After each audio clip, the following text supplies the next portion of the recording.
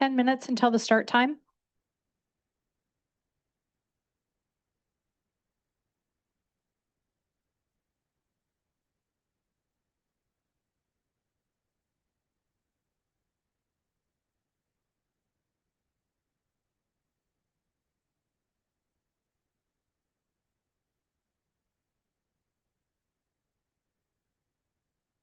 Negan, do you need to check your microphone or camera? And Karina as well?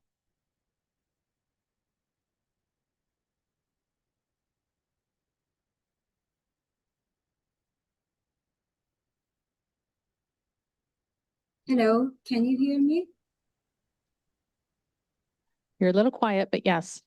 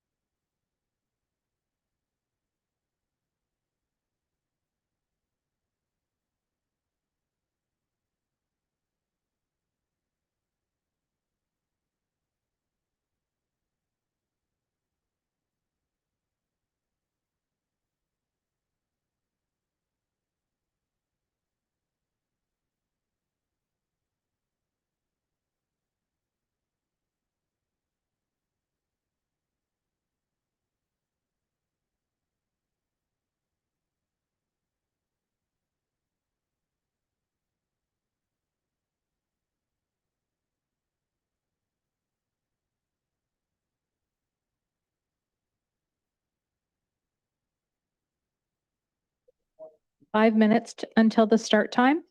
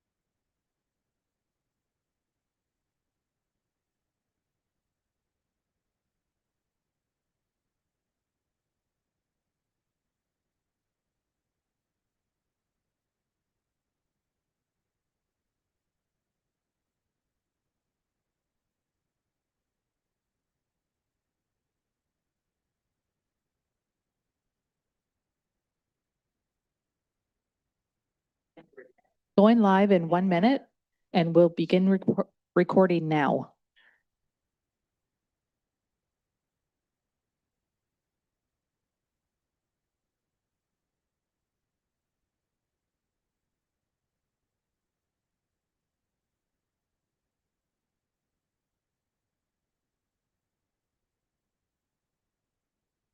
Test, test, test, test.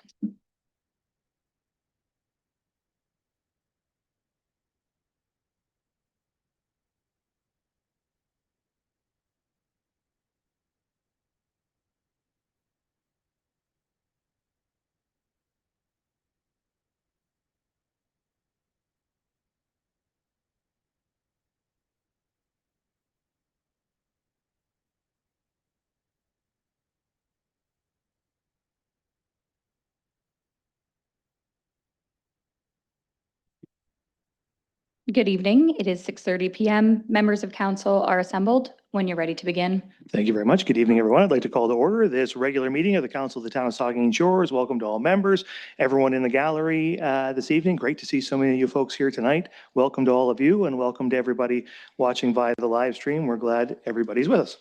Second item on the agenda is the land acknowledgement, and the Vice Deputy Mayor has that this evening. Thank you, Mr. Mayor. We acknowledge that we are meeting on the traditional lands and treaty territory of the Saugeen Ojibwe Nation, which consists of the Chippewas of Saugeen and the Chippewas of Nawash unceded First Nation. We understand this land holds immense significance to the people of Saugeen Ojibwe Nation. We appreciate those who live and work alongside us today and who continue the traditions of their ancestors as stewards of the land we are privileged to inhabit. We thank them for the contributions they have made in both caring for the land and in shaping this community. We commit to truth and reconciliation, to acknowledging the truth about what happened to Indigenous peoples because of colonization, and to reconciliation, which begins with each and every one of us. As a local government and public organization, we are dedicated to learning about Indigenous culture, to fostering a better relationship with First Nations and their people, and we commit ourselves to actions that move us forward on a path to healing along with the Saugeen Ojibwe Nation. Thank you very much. Third item on the agenda is disclosure of pecuniary interest. Ask any member if you have one of those you'd like to declare this evening. Seeing none, of course, you can do that anytime if you need to. No additions, deletions, or amendments. No minutes to adopt this evening. No public meeting and no open forum requests. So we're on to delegations. We do have one delegation this evening. It's about housing affordability report, and it's presented by Minnie Jakes. So Ms. Jakes, whenever you're ready, you have 10 minutes. I'll start my timer.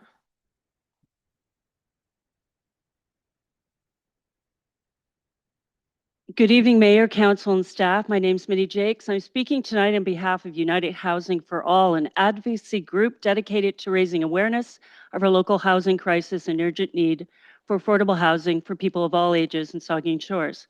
As our community continues to grow, attracting both young families and older adults looking to age in place, the need for housing that people can genuinely afford is becoming increasingly urgent. Population growth, you have said, Mayor, is expected to continue over the coming decade and beyond, bringing both opportunities and challenges for our community. Housing is part of that challenge and opportunity. Housing is more than a building. Everyone needs a place to call home, a roof over their head, a place they can feel safe, secure, and protected. While there's a broad recognition that Saugeen Shores needs more affordable housing, there's a more important question connected to that. What can people actually afford? To help answer that question, United Housing for All commissioned an independent housing affordability report conducted by Aaron DeVere, a research consultant based in Clarksburg, Ontario, with more than 20 years of experience providing quantitative and qualitative research services. Ms. DeVere also completed a housing affordability report commissioned by the City of Owen Sound. The purpose of this study was to examine the reality of housing affordability in Saugeen Shores.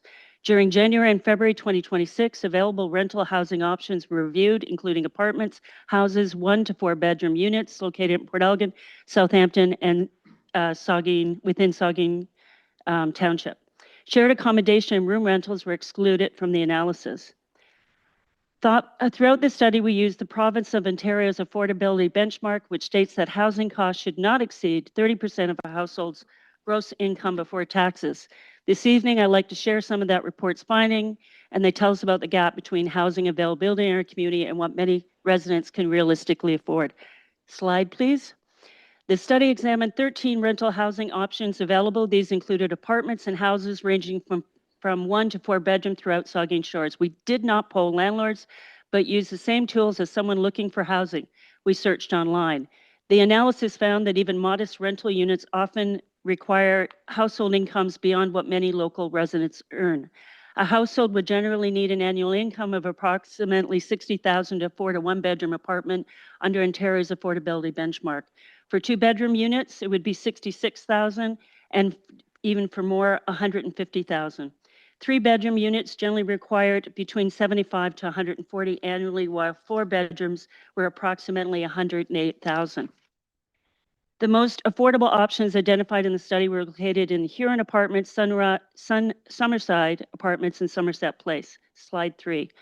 1 in 5 Saugeen Shores households would be unable to afford even the most affordable one-bed unit available in the time of the study. Approximately 8% of the households, according to Stats Canada, has an income below $60,000 in Saugeen Shores. The study demonstrates we are struggling to find housing that aligns with Ontario government's definition of affordable housing.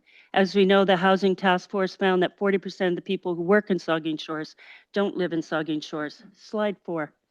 The study also examined affordable for minimum wage workers. A single individual working full-time at Ontario's minimum wage of $17.60 would earn approximately $35,200.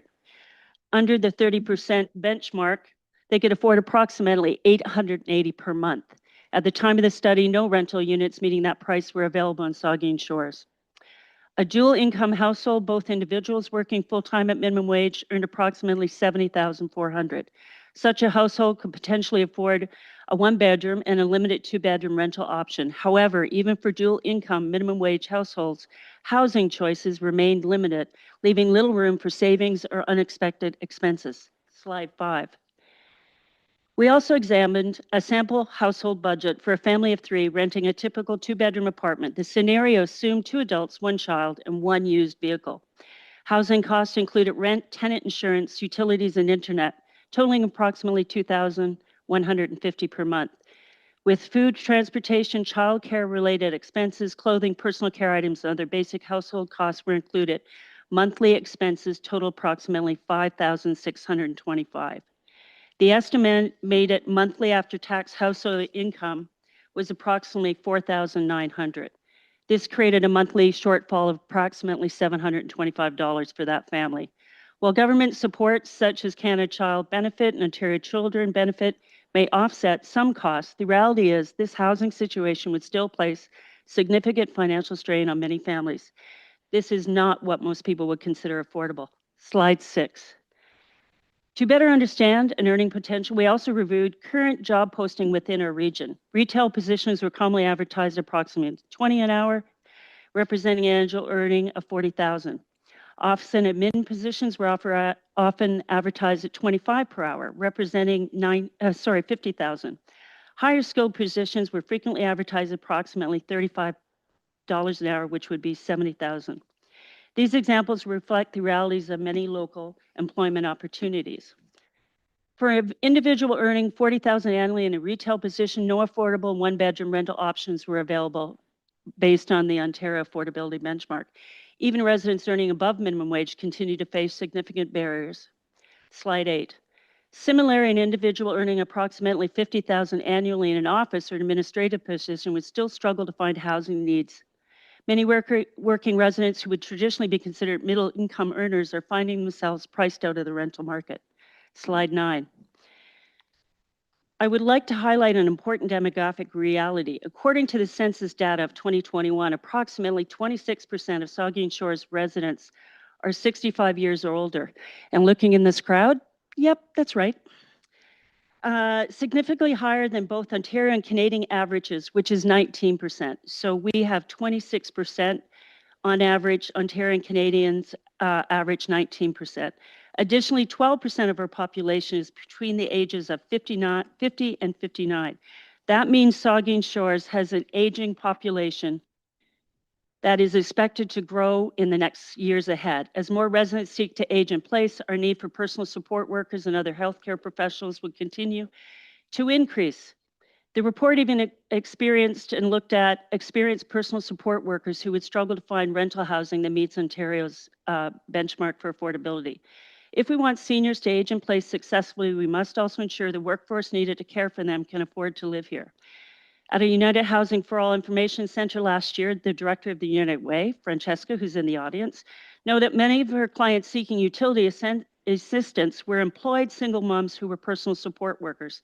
Many were forced to make difficult choices between paying rent and paying utility bills. This demonstrated that affordable challenge extends well beyond those living in poverty. It increasingly affects working residents, our retail staff, restaurant workers, wait staff, office staff, medical support staff, all who provide essential services within the community. 2 minutes left.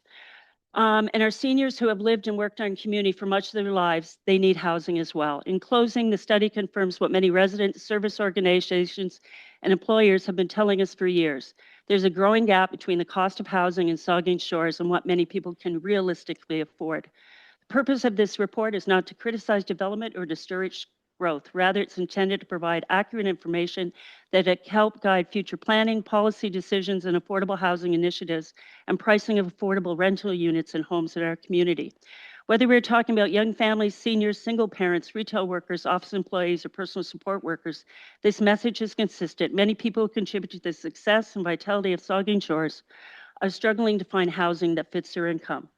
We hope this report will serve as a practical resource for council, builders, churches, nonprofit organizations, community groups, and residents as we work together towards solution. Affordable housing is simply not a housing issue. It's an economic issue, a workforce issue, a seniors issue, and a community building issue. Thank you for your time. 1 minute, 11 left. You did very well. Thank you very much, Minnie. Thank you for I'm sure there'll be questions or comments. Thank you for the presentation and for the report. I'll ask members if there are questions or comments for Ms. Jakes. Councillor Halpin, and work away from there. Minnie and everyone in your group, thank you for this report. And, you know, this council is just on the brink of really doing something important for affordable housing. And it's good to look at those figures and know where we're at. And I know I have a neighbor of mine who I said I could help her do something on a day off. She's a single mom. She works 7 days a week. She does not have a day off a week. And we listen to lots of people in this town, but the people that often don't get listened to are those that are the most vulnerable, those that need our help the most. The seniors that have to go to the food bank. And thank you for your work. And I'm glad that this council is doing something about affordable housing. Thank you. Thank you. Further comments? The Vice Deputy Mayor. I just wanted to echo Councillor Halpin's comments. I think we're on the verge of doing something very special as well. And something very good for those low to moderate income families that truly and desperately need housing. And many, I really appreciate you outlining the rates, the rental rates that you're seeing. The study is a good study. And you talk about that 40% of the people who work here actually don't live in Saugeen Shores. And that's of a concern to me. And I would hope to be a concern to a lot of people around this table, because I think the people that work in those low to moderate income jobs, it wouldn't it be nice to have them living here if they could, but they can't afford to live here. I was going through a McDonald's restaurant, which I do the odd time, a little while back, and nice lady at the window and very pleasant. And I said to her, it's great to see you at the window, and you like Saugeen Shores? She said, I love Saugeen Shores. And I said, do you live like close by? Do you get to walk to work? Or, well, I live in Elsinore. Driving to work because she can't afford to pay rent here. So I really appreciated reading your report. I think there's a lot of good factual information in there. And you cited United Way, and I see Francesca's here tonight, and I pulled up report. bringing affordable housing home, United Way. And there was 400 not-for-profit leaders attended a initiative in the province of Ontario, but Francisco was probably at it. And there's 7 key recommendations that have been put out by United Way, and I'm glad you mentioned them because they do great work. And they talk about affordable housing, and here's what municipalities in the province needs to do in regards to rents to bring affordability into your community. Great article. And thanks, Francisco, you're probably there, and I appreciate all the great work United Way does, because then I know you understand the situation around affordability. So Minnie, I just wanted to thank you. I know this is a passion of yours. You've done so much good work in this area. And my committee. And so I just wanted to thank you, and I again echo Councillor Halpin's comments. We're on the verge of doing something really good for our community, I believe, especially those in the low to moderate income families. Thank you. Further comments from the members? Councillor Grace. Thank you, Mr. Mayor, and thank you, Minnie, and to your committee for commissioning this report and providing us with these compelling statistics. I ran into a friend the other day whose partner is just gone into the care center, and she was talking about the need for workers and the difficulty of getting workers because they don't have a place to live and often don't have transportation if they live elsewhere. I don't know is it over 1,000 now that are on our affordable housing list? I don't know, 800 to 1,000? Over 1,000, yeah. When we did the committee that was chaired by the vice deputy mayor, I think it was around 550. That was in 2020, 2021. There's So- over 1,000 on the county list, and of that, over 600, close to 700 from Saugeen Shores. Okay. Thank you. Thank you. Okay, Councillor Maya. Thank you, Mr. Mayor, and through you. Thanks, Minnie, and to your committee for all that hard work. And I know how hard Francesca works with the United Way and with the Property Task Force. Your data, you acknowledged at the beginning, is strictly off the internet. It would be what the person on the street would be doing. That's how we, yeah. Assuming the person on the street has access to the internet. That's the other, they only access would be There's the other library. resources. Yeah. Let's just On the not street have the have back other and forth. resources. Councillor Maya. Yeah, and so there's a need. You've highlighted the facts and the data and the numbers and clearly in the waiting list, but there are solutions that are being done in the private sector out there. There is truly affordable housing that exists, albeit occupied, but there are employers who have housing accommodations for their own employees. Yes. That happens frequently. Myself, I rent a 2-bedroom apartment on a property that I own, and I get just over $800 a month for that. So And I appreciate you doing that. I do. it's affordable. So there is solutions out there, and the market is starting to adjust.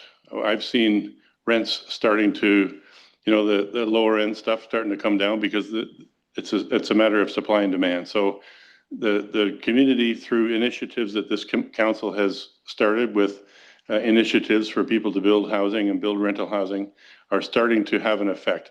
We're on the precipice of doing something unique and something different here, and I hope that we're able to take a big bite out of that 1,000 people waiting list. Yep. But let's just I would want to add that there are other factors going into it that are going on in the community, privately through employers.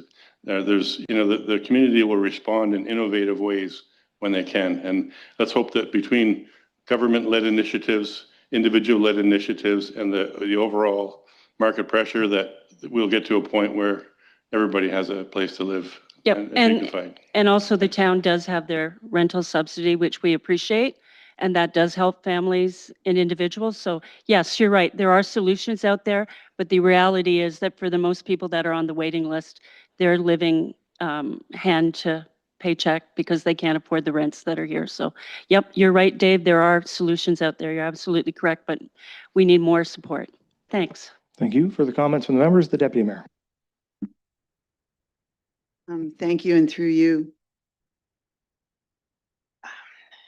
One of the things that wasn't on the slides that has been a topic of conversation here a number of times.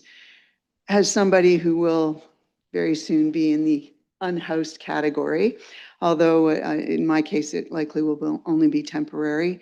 The seasonal nature of accommodation here is very difficult when you're in need of accommodation for a short period of time. And also, very much appreciate Councillor Mayette's comment about $800 for what I assume is a nice place, hopefully. When you actually go out there and look for places, there's not nice places here. And there's a sense that all of us can afford the price tag that is mentioned here, but it's particularly daunting if you're coming to this town to contribute to the tourism sector, which is predominantly over the summer, when nobody wants to rent to you for 2 months, 3 months, so you can assist with that, because they can get, for $3,000-4,000 for a short-term rental in the summer. So I really appreciate the information. I think it's very sobering when you actually delve into it on your own. And I don't know what the solution is, but we do have a challenge here. I appreciate all the information. I encourage everybody to every now and again just look at what's available, where it is, and that sort of thing. The idea of a place for a senior, I'm in that category, that is a downsized situation. There's still an attractiveness and a security feature that has to be part of it. And sometimes the lowest price units are not very safe.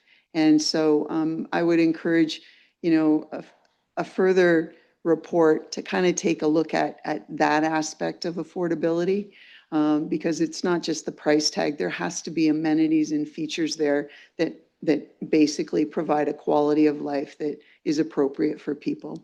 Anyway, thank you, Mr. Mayor. Thank you. Councillor Davinsky.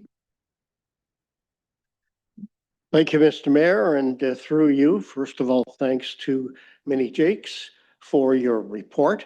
Thanks for your group coming forward with this report. I'd like to think that, we're ending the term of our council in the months ahead. I would like to think at the end of the next term, that council will have a far nicer report or a far more encouraging report. Let's hope that happens. I can't think of anybody that would be against affordable, attainable housing. I think everybody's in the same boat with that. I mentioned, I think, at the last council meeting, if not the one before, that if I'm lucky, I'm in the situation I'm in, but if I was coming to this town right now, I would not be able to afford to live in town with the rents as they stand in most places, okay? Maybe I could get Dave Mayette's place for $800 a month, but that's about it. I think Dave's going to have some phone calls. In any event, I think a lot of us would be in that situation if it wasn't for the situation we're in now. So we're blessed, we're lucky. A lot of people are not, and we have to take care of those people, no doubt about it. And this is the type of thing that brings it home and tells us good old facts and figures. And I appreciate your effort with this for the many years that you've been doing it. Even when you were on council, this was a concern of yours. So thank you, Minnie, and thank you, Mr. Mayor. Thank you for the comments from the members. Well, thank you very much, Minnie, and thank you to United Housing for All. I spend a lot of my time both here at Saugeen Shores, but at the county, more specifically thinking not only about housing, but about homelessness. And when you look at the stats with respect to homelessness in Ontario in the coming years, the projections, right, there's in 2024, there was 85,000 people across the province who are homeless, which was a 25% increase over the previous 4 years. And that number is projected to as much as triple over the next decade. By 2035, projections are that as many as 300,000 Ontarians will be homeless. And it connects to housing because the folks who are on the bubble when it comes to being able to afford housing are the ones who are most likely to become homeless. Those are your folks who are sliding into homelessness. That projection from 85,000 to 300,000, those are the folks today who are out there today, young folks, seniors who are looking literally down the barrel of being homeless in the next decade, real people. And we have the numbers. It's not speculation. They're going to be homeless if we don't do something. We've had that all comes from an AMO report that suggests the province should spend a lot more money, and they should. Absolutely. But every level of government and every individual, every person in every community has a level of responsibility for addressing that issue. It rises, that obligation rises from the group of citizens to their elected representatives, folks sitting around this table, our MPs, our MPPs, and all of us have to take steps to prevent that from becoming a reality, because the reality of an Ontario where there are more than 250,000 people homeless is a reality that none of us wants to see or live in or experience. So all of us have an obligation to deal with that. And your numbers today help to indicate the steps we need to take today to bridge that gap of affordability, to make sure that into this moment and then in years to come, we don't see that homelessness develop that we all see coming. So anyway, we appreciate you coming in tonight and giving us that detail. And we look forward to your future reports and your future interventions. Your advocacy and the advocacy of United Housing for All is invaluable. And we appreciate it a great deal. So thank you. Okay.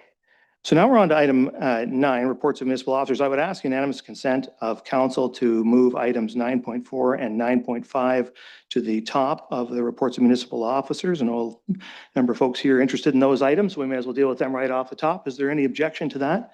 I see no objection, so there is unanimous consent to advance those items.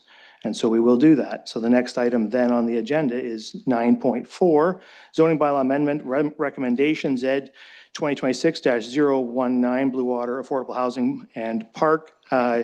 This is deferred from our last meeting, so I'm going to read the resolution, seek a mover and seconder, and then go to staff for any updates they have before council considers the resolution.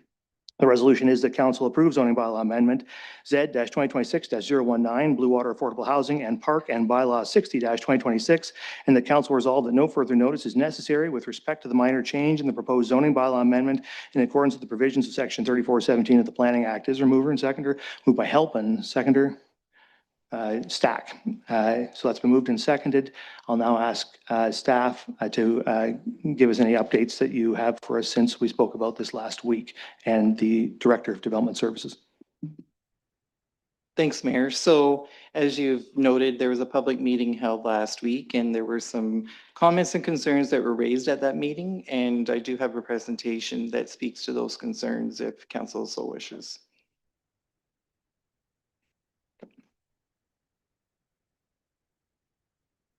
So Haley will pull that up.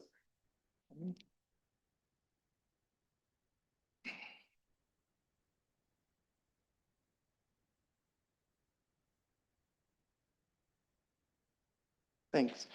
So I'll start by reviewing the process to date. In 2021, Saugeen Shores Attainable, next slide. The Saugeen Shores Attainable Housing Task Force released a comprehensive report that included 25 recommendations aimed at addressing local housing shortage. This established the groundwork for municipal action. Through the 2022 business plan, the Planning Division initiated a work plan item to identify town-owned land suitable for housing. A short list of properties was developed and housing was identified as the highest and best use of these properties. Council provided direction to advance the Blue Water lands, among other sites. In 2023, work focused on drafting policies and procedures to ensure consistent and transparent approach to using town lands for housing. Council approved the Affordable Housing on Town-Owned Lands policy in 2024. This policy established a clear framework for land disposition, partnerships, and delivering affordable housing projects. In 2025, a request for proposal was issued seeking a partner to advance this project. A Tim Welch Consulting-led consortium, including the Margaret Lawrence Housing Cooperative, was selected. Their mandate is to design and build both housing and a park. In October 2025, there was a public media release announcing the initiative. In 2026, technical studies and surveying has been completed and park concepts have been developed. A community meeting was held to gather input on the park design. In addition, and in 2026, a rezoning application was submitted to the county and circulated to agencies and the public for comments. A public meeting was held last week as part of the planning process. Next slide. I now want to provide some background information on the history and the status of the Blue Water lands. The lands were conveyed to the town in 2006. They were transferred from Port Elgin Farms Limited, associated with Ray Fenton. The lands were provided expressly for municipal purposes and to satisfy parkland dedication requirements and outstanding obligations from a prior agreement in 2004. The 2004 obligation is understood to refer to a subdivision agreement that was registered in 2004. The agreement identified lands to fulfill park land requirements for Plan 3M-143. Schedule E of the later subdivision agreement confirms that parkland dedication was satisfied through lands located outside of the draft plan area. It's important to note that Section 32B of that agreement states that even though the lands were conveyed for park purposes, the town retains the right to sell those lands under Section 42.5 of the Planning Act. Next slide. To understand the context of these lands, it's important to start with the Planning Act framework. Under the Planning Act, developers are required to contribute to municipalities. Typically, this is a 2 to 5% of land for parkland or cash in lieu. Municipalities have the discretion to choose whether they wish to accept land or cash. Section 42.5 of the Planning Act states that lands conveyed for park purposes shall be used for park or recreational purposes, but may be sold at any time by the municipality. This authority is extended through Section 51.1.5, which applies the same principle to lands conveyed through subdivision approvals. It's important to clarify that these lands were not donated or gifted to the town. They were required to be conveyed by Park Elgin Farms. This was done to satisfy Planning Act requirements and to enable the development of lands for housing. Next slide. I'll now touch briefly on the zoning history of the Blue Water lands. Because these lands were conveyed to the town outside of a draft plan of subdivision, they have been zoned residential first density since 2006. The town has not made any zoning changes to the property since that time. The zoning application before you represents the first proposed zoning change to these lands. There are two smaller parcels within the larger holding that were originally part of the Blue Water subdivision. These parcels are currently zoned residential first density special. That zoning has been in place since 2018. Prior to that, those parcels were also zoned R1, which we've traced back to 2006. Next slide. I'd like to clarify what's currently permitted on those lands and how these lands have been represented over time.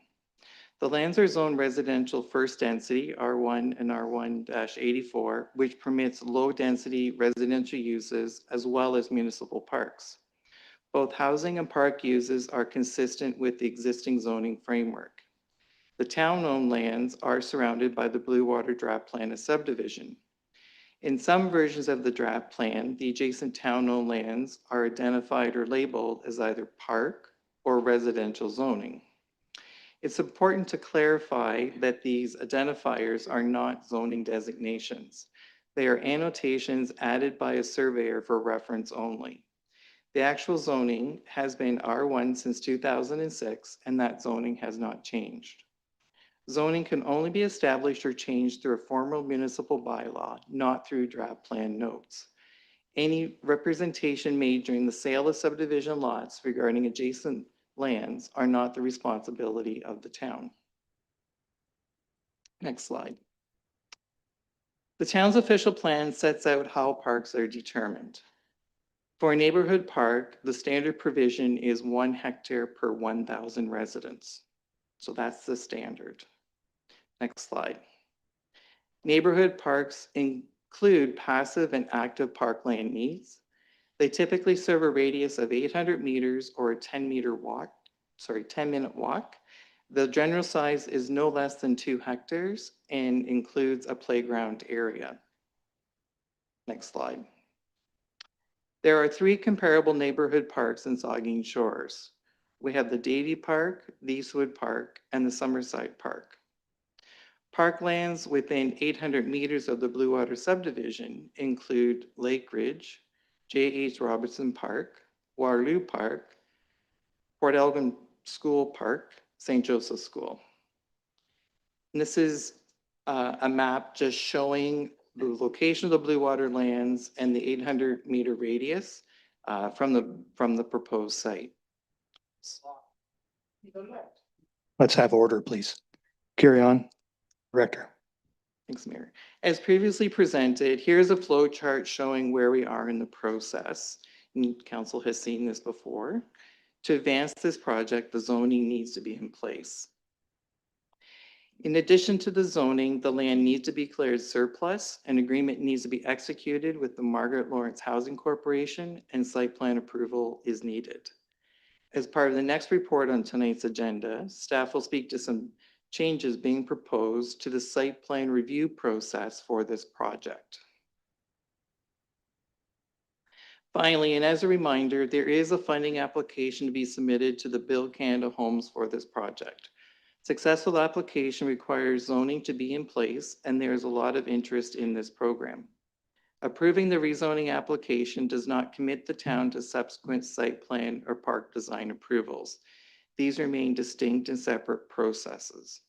That concludes my presentation. Town and county planning staff are in attendance to help answer questions, as well as Tim Walsh of the consortium. Thank you. So there is a resolution on the table. It's been moved and seconded. So questions or comments to the resolution? The Deputy Mayor and then Councillor Halpin. And thank you, and through you. I wasn't able to be here last Monday. I had another commitment. I have a couple of questions, but I did just want to speak to something that was in the presentation, which we didn't see in advance. So we're just seeing it now as well. Talking about the availability of parkland that's within 800 meters, it was said by somebody in the audience, but I had written it down when you said it. Schools are not parks. Playgrounds at schools are signed, no after hours use.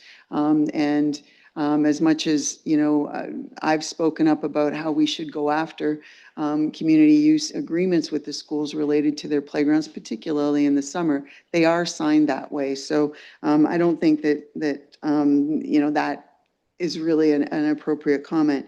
Referring to Lake Ridge, which is the park that's behind the Super 8, I believe. It's on a curve. There's some adult fitness equipment in there. It's an interesting park. It was a good idea at the time. It's an unfortunate location in terms of access, and using Pearson as a park as well.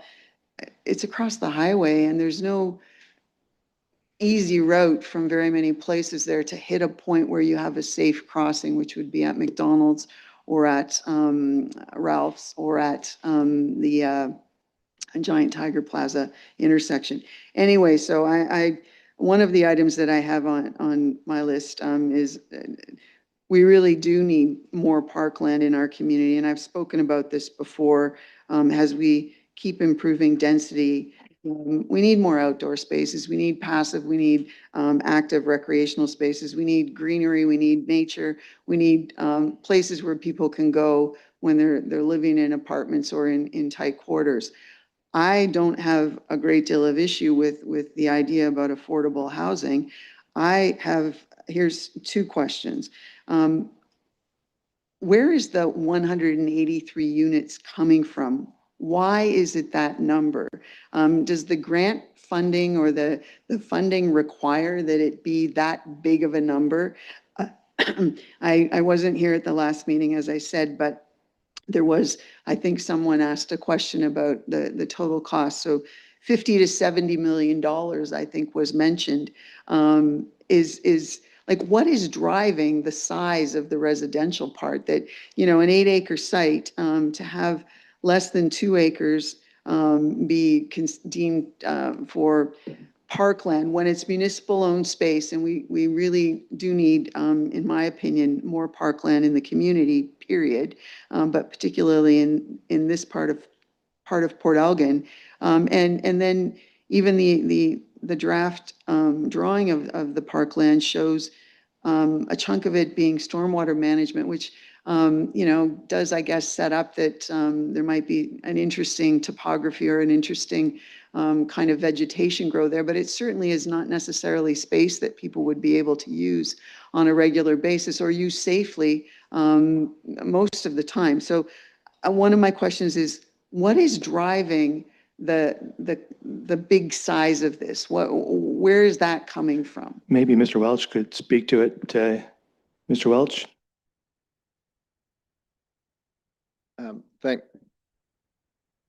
Thank you, Mr. Mayor. A couple of things in terms of the size. One, that when we responded to the proposal last summer through the two-stage process, it was seen to me that was sort of roughly the scale that could work for the 6 acres of housing, also reflecting the need, as we heard earlier this evening. The other thing with Build Canada Homes actually does have a push, quite frankly, on for larger scale developments to come forward. Both the housing minister, Gregor Robertson, as well as Anna Bailo, the head of the corporation, have really emphasized that scale. So we are trying to make the proposal as attractive as possible to Build Canada Homes on that way. The Deputy Mayor. Was the idea of an 8-acre site and 6 acres was going to be for housing, was that in the RFP or like, where does 6 acres come from in the discussion of an 8-acre site? Who wants it? The Director of oh, sorry, the Planning Coordinator. I thought Kristen Schreider. That wasn't right. Kristen, wrong Kristen. Thank you for the question, and through you, Mayor Charbonneau. Yeah, I was through the process of working with staff, including Parks team, that we assessed the lands and determined what size of park was desirable at that time. And based on surrounding parks that were desirable in the area, we based the request for proposal off of the 2-acre parcel park, with the remaining to be affordable housing. The Deputy Mayor. Thank you for the response. Personally, in my opinion, a multi-use park is multi-use in terms of passive and active recreational or public use. Multi-use, for me, doesn't include serving a stormwater management and drainage aspect. That's a multi-use that is taking away from the public's use. My other real concern about this is it was at the public meeting associated with the parks. 2 of us were there. Councillor Grace and I did attend that night. And that was the first time that I heard about the Margaret Lawrence cooperative housing part of this.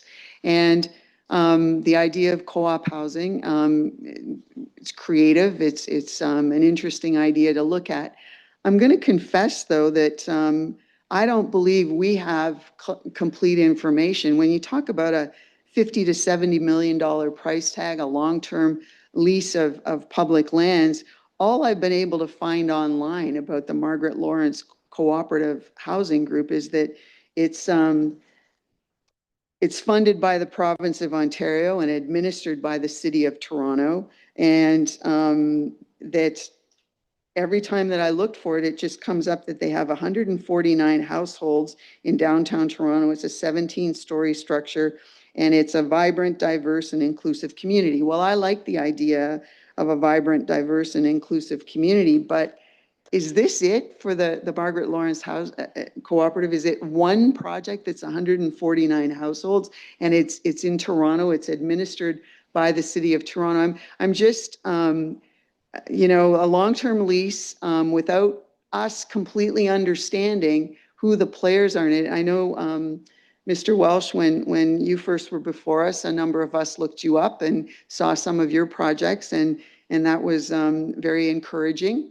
However, you know, it was only at that meeting about the park plan that this idea of the Margaret Lawrence Co-op, and, you know, I apologize if it was said some other time, but I'd never heard it before. And I don't know enough about this group to make an informed choice at this time about whether or not, you know, this is good for our community. Another thing that was said at that meeting that was concerning to me had to do with the reason why the Margaret Lawrence, and, you know, you can correct me if I'm wrong, but the reason why the Margaret Lawrence Cooperative Housing Group even expressed interest or got involved was because some of their members were either from here or looking to move here. Well, you know, are we creating housing for people? Let's have order, please. Order.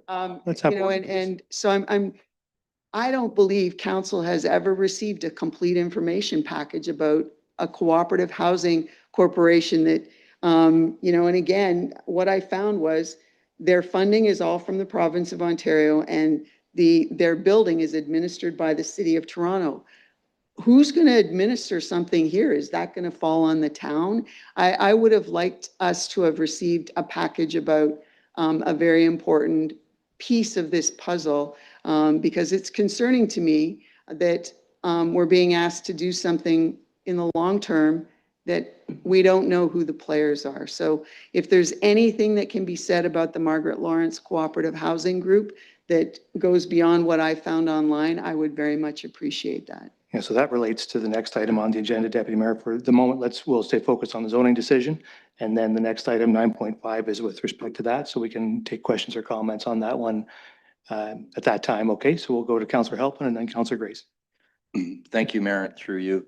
So can we go back to the slide where it said that this land was given, it wasn't a bequeath, it wasn't a gift, it was part of the requirement for meeting the moving that land into the development area, right? So is that correct? Who wants to answer that? The director? The director. Yeah, through you, Mayor, correct. It was provided to the municipality to satisfy Planning Act requirements. It was not a gift. It was not bequeathed. Councillor Halpin? Thank you, Mayor, and through you. That misunderstanding has caused us a lot of heartache. People saying that this land, we're taking land that a family gave to build a park or something like that.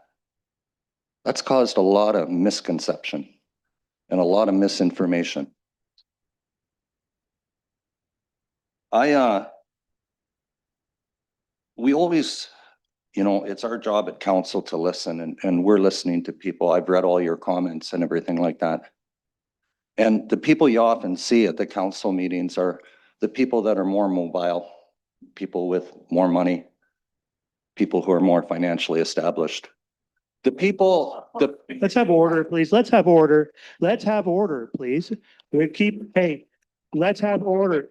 If you can't keep order, I'll have to clear the chamber. I don't want to do that. You have to stay order. Sir, once again, the councillor has the floor. I need you to not speak out. Let's have order. Councillor Halpin. the people, if those marks offended some, I'm sorry.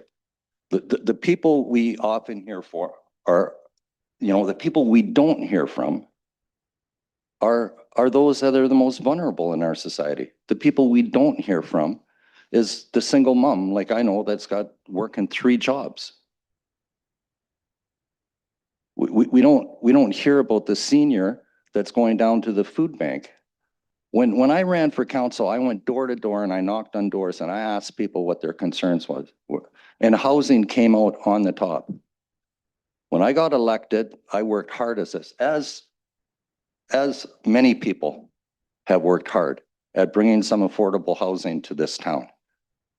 It's badly needed and it's widely supported. And, you know, I agree. There are things we need to work on here. I would like to see the stormwater management move out of the park area so it's not a part of the park area. I agree that we need a lot of traffic calming on Bruce Street, and we will on Ridge Street. I believe there's lots of things that we can do to accommodate our neighbors there when it comes to the site plan agreement and things like that. And yes, we can be flexible, we can cooperate, we can work with you. And as you saw on the chart, there are other touchstones where we're going to deal with these things as we go along.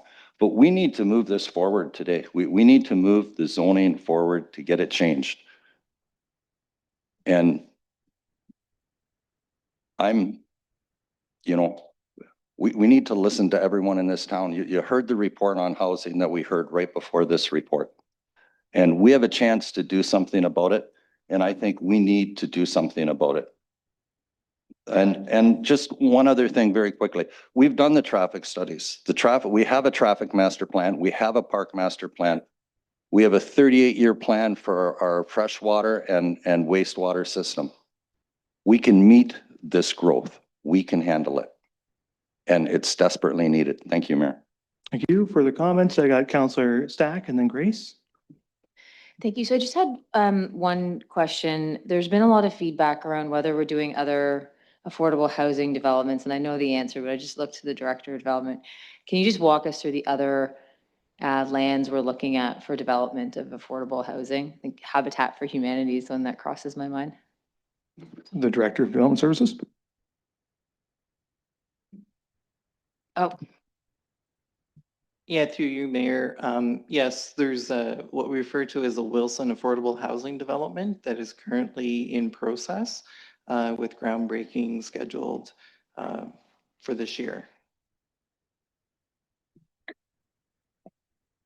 so then I just wanted to provide some feedback. I think we've conflated a few issues today. So just to sort of reiterate Councillor Halpin's point, this specific item in front of us is to approve a zoning amendment. It's not approving the site plan. It's not a final decision on what the site plan looks like. It simply allows us to move to the next step. So I know there's going to be reaction. I've engaged a lot of folks in email and I think in Facebook in particular on this, but I think it's worth just re-clarifying where we actually are in the process so that there's not some misinformation that tends to happen after these circumstances. I just think that's important.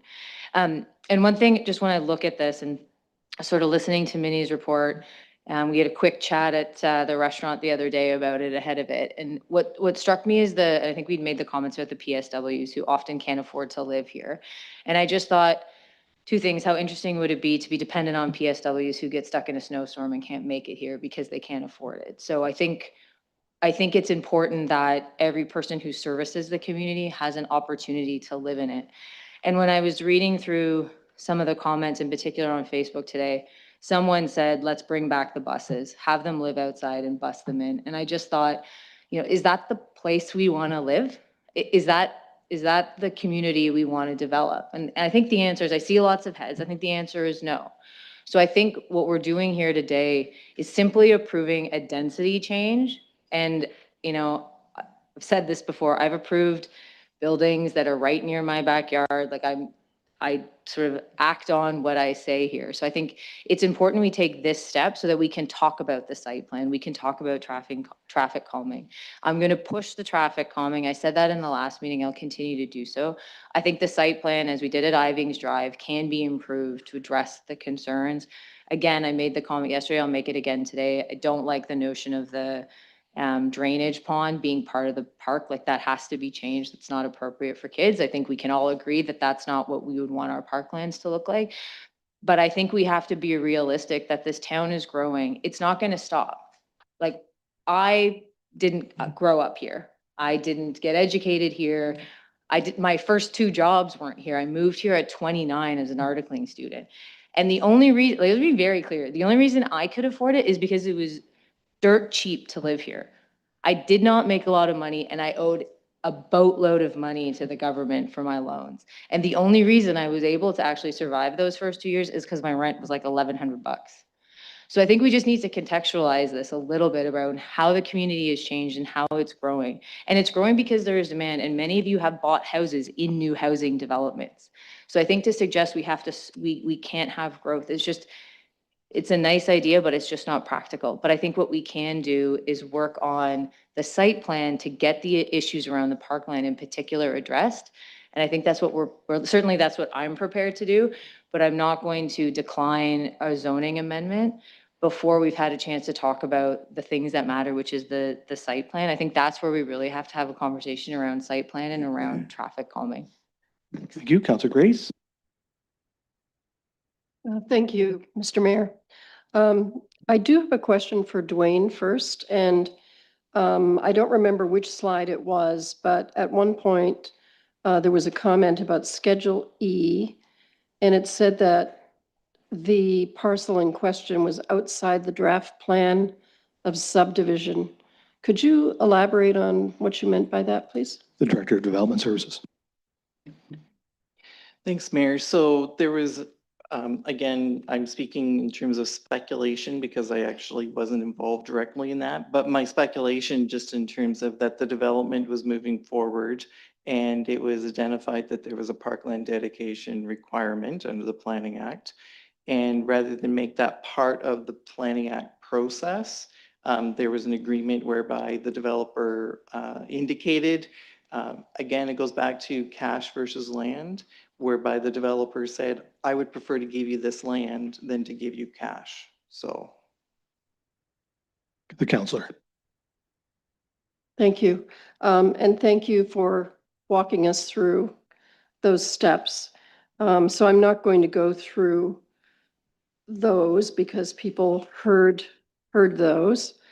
I did want to just reiterate, though, if you give me a few minutes, because when I went to the park options meeting, people did show me a draft plan of subdivision that they had, the one that you were referring to, that was prepared in 2010 by planning consultants for the owners of the land at the time. From what that plan said, the owners of the land at that time were Misters Orsi and Mintz. That plan lapsed in 2011 and was resubmitted in 2016. So the plan that was presented to the folks who bought the adjacent properties in 2017 and 18, at least the one that they showed me, was entitled Park Area Owned by the Town of Saugeen Shores. But at that time, its legal zoning was R1 since as early as 2006. For me, this is a very difficult decision because, like my colleagues, we need affordable housing. There's no question about that. Minnie's presentation today just gave us some more compelling statistics on that. And I appreciate all that the town has done very creatively to look for ways to support that. But there's something from the Planning Act, Section 42.5, that says that land conveyed to a municipality shall be used for park or other public recreational purposes. And Dwayne mentioned this in his report, but may be sold at any time.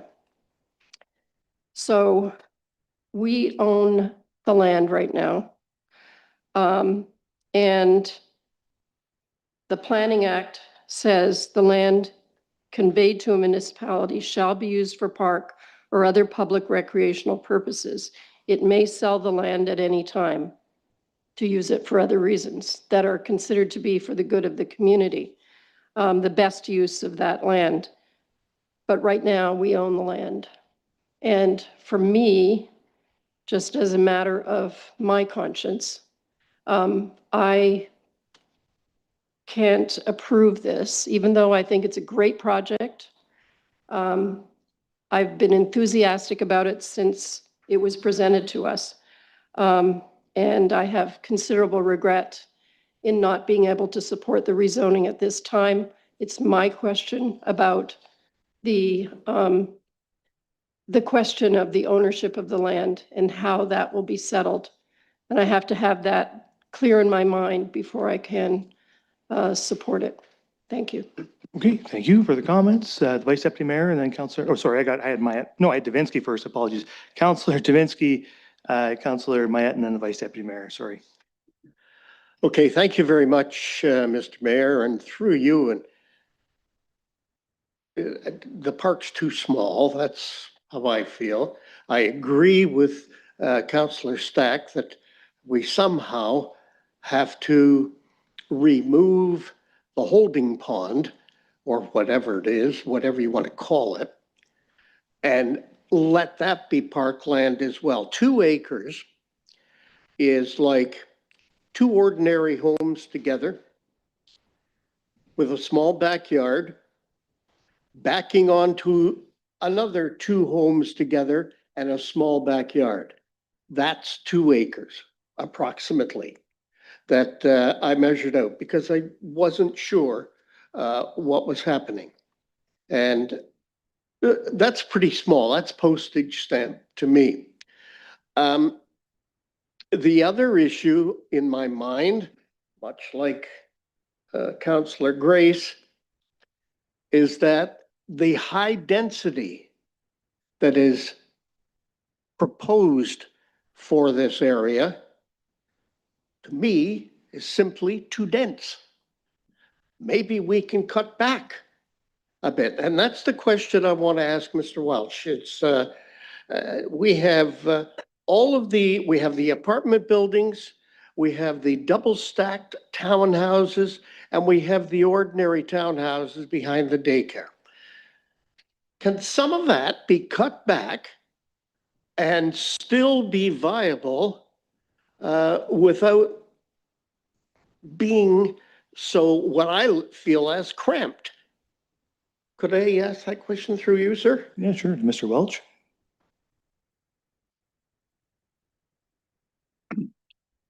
I mean, a couple of comments that, as I stated before, we are being told by Build Canada Homes about the emphasis on density. We certainly have had both at tonight's meeting, the different emails that are and comments made by residents, both that are attached to the report, were made last week, were made at the public session meeting we had on the 28th.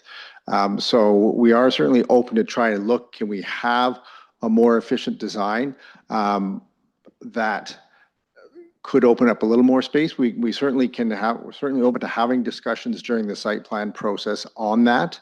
That with the, I'm not an engineer, so I'm not an expert on stormwater management in terms of it being basically passive open space almost all the time is what it would appear as.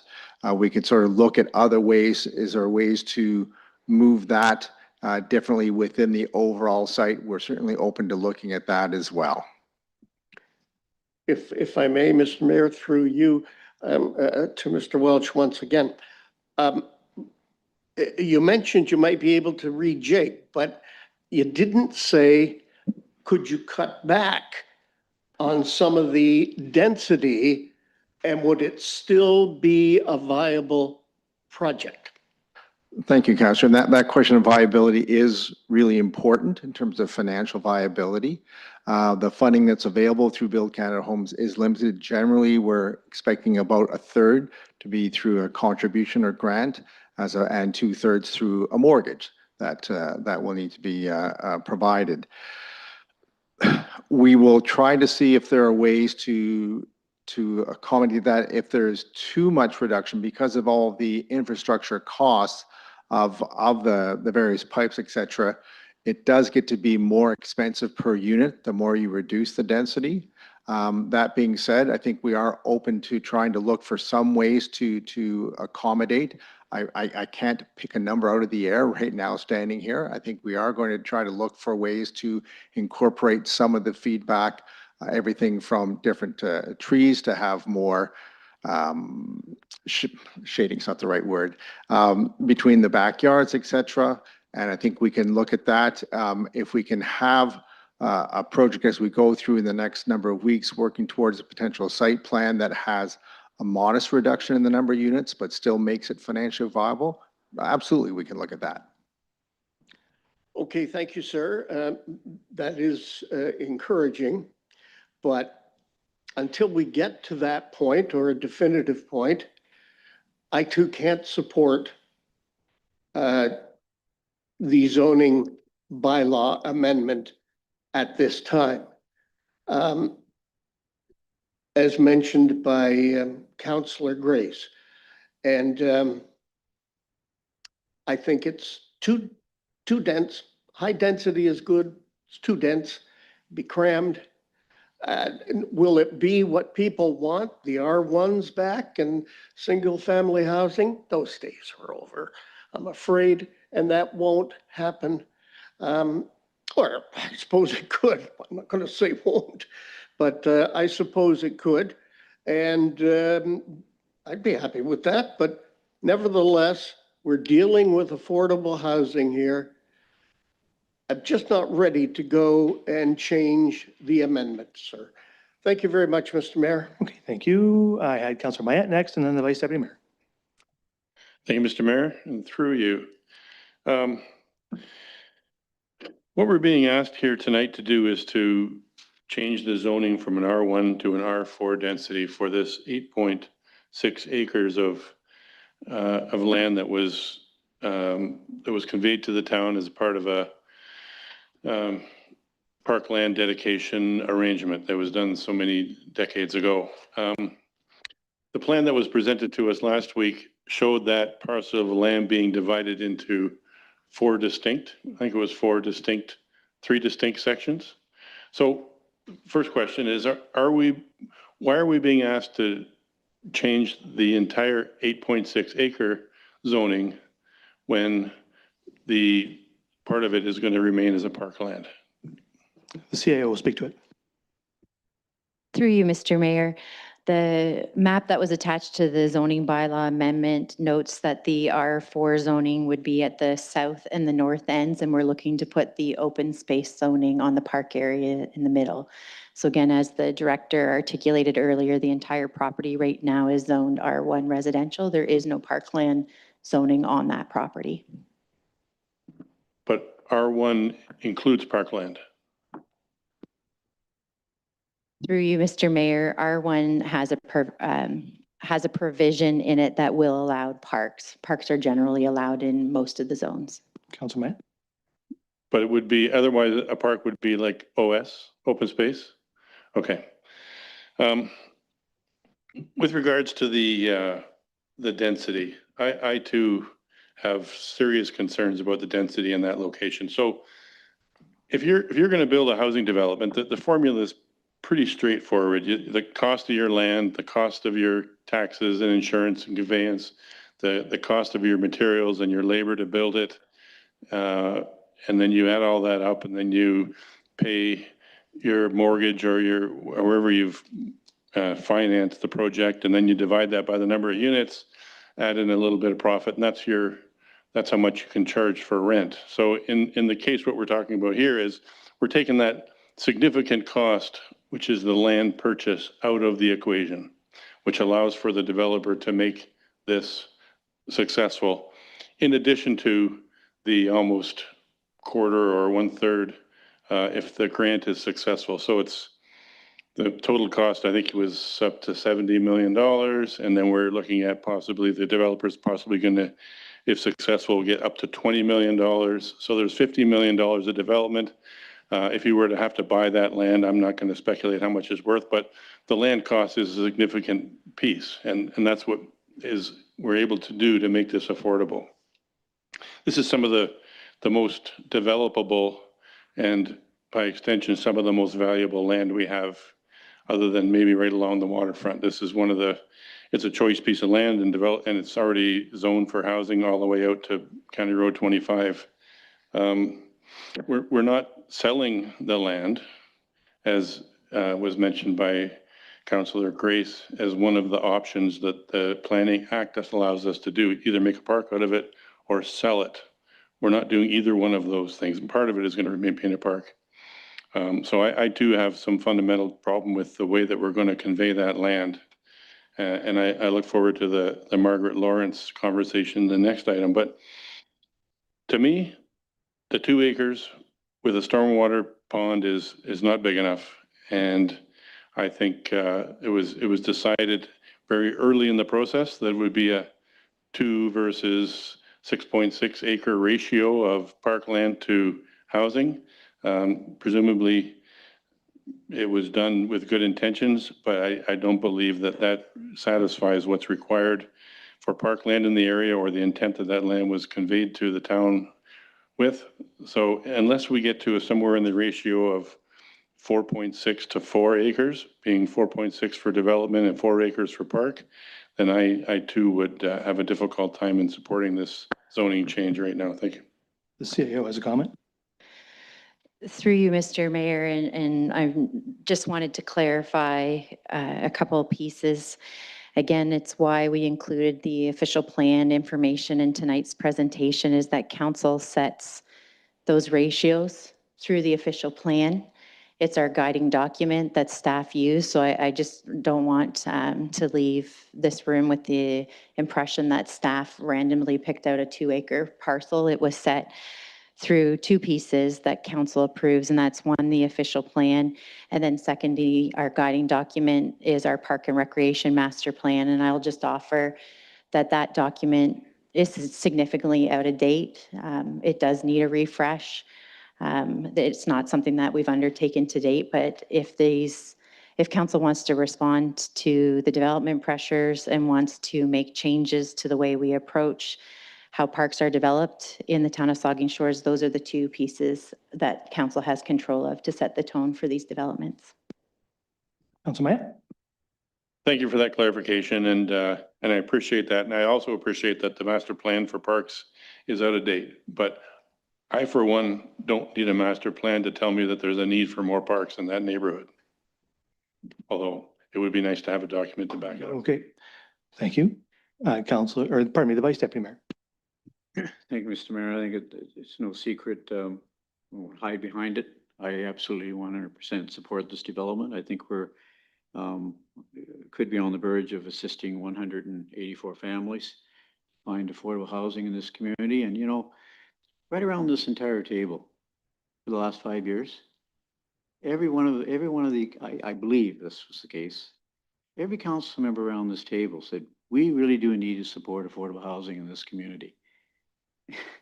And it comes down to the 12th hour, and with this zoning amendment change, and I can kind of hear where we could be heading, and it breaks my heart to think that this development perhaps won't go ahead. And I know my decision's not popular with the people over in Ridge Street neighborhood. I get that, but I've been firm on my stance around affordable housing since they chaired the task force 4.5 years ago, and there's tremendous support around this table for moving forward with affordable housing. And this isn't a lecture to council; it's just disappointment for me. That's all.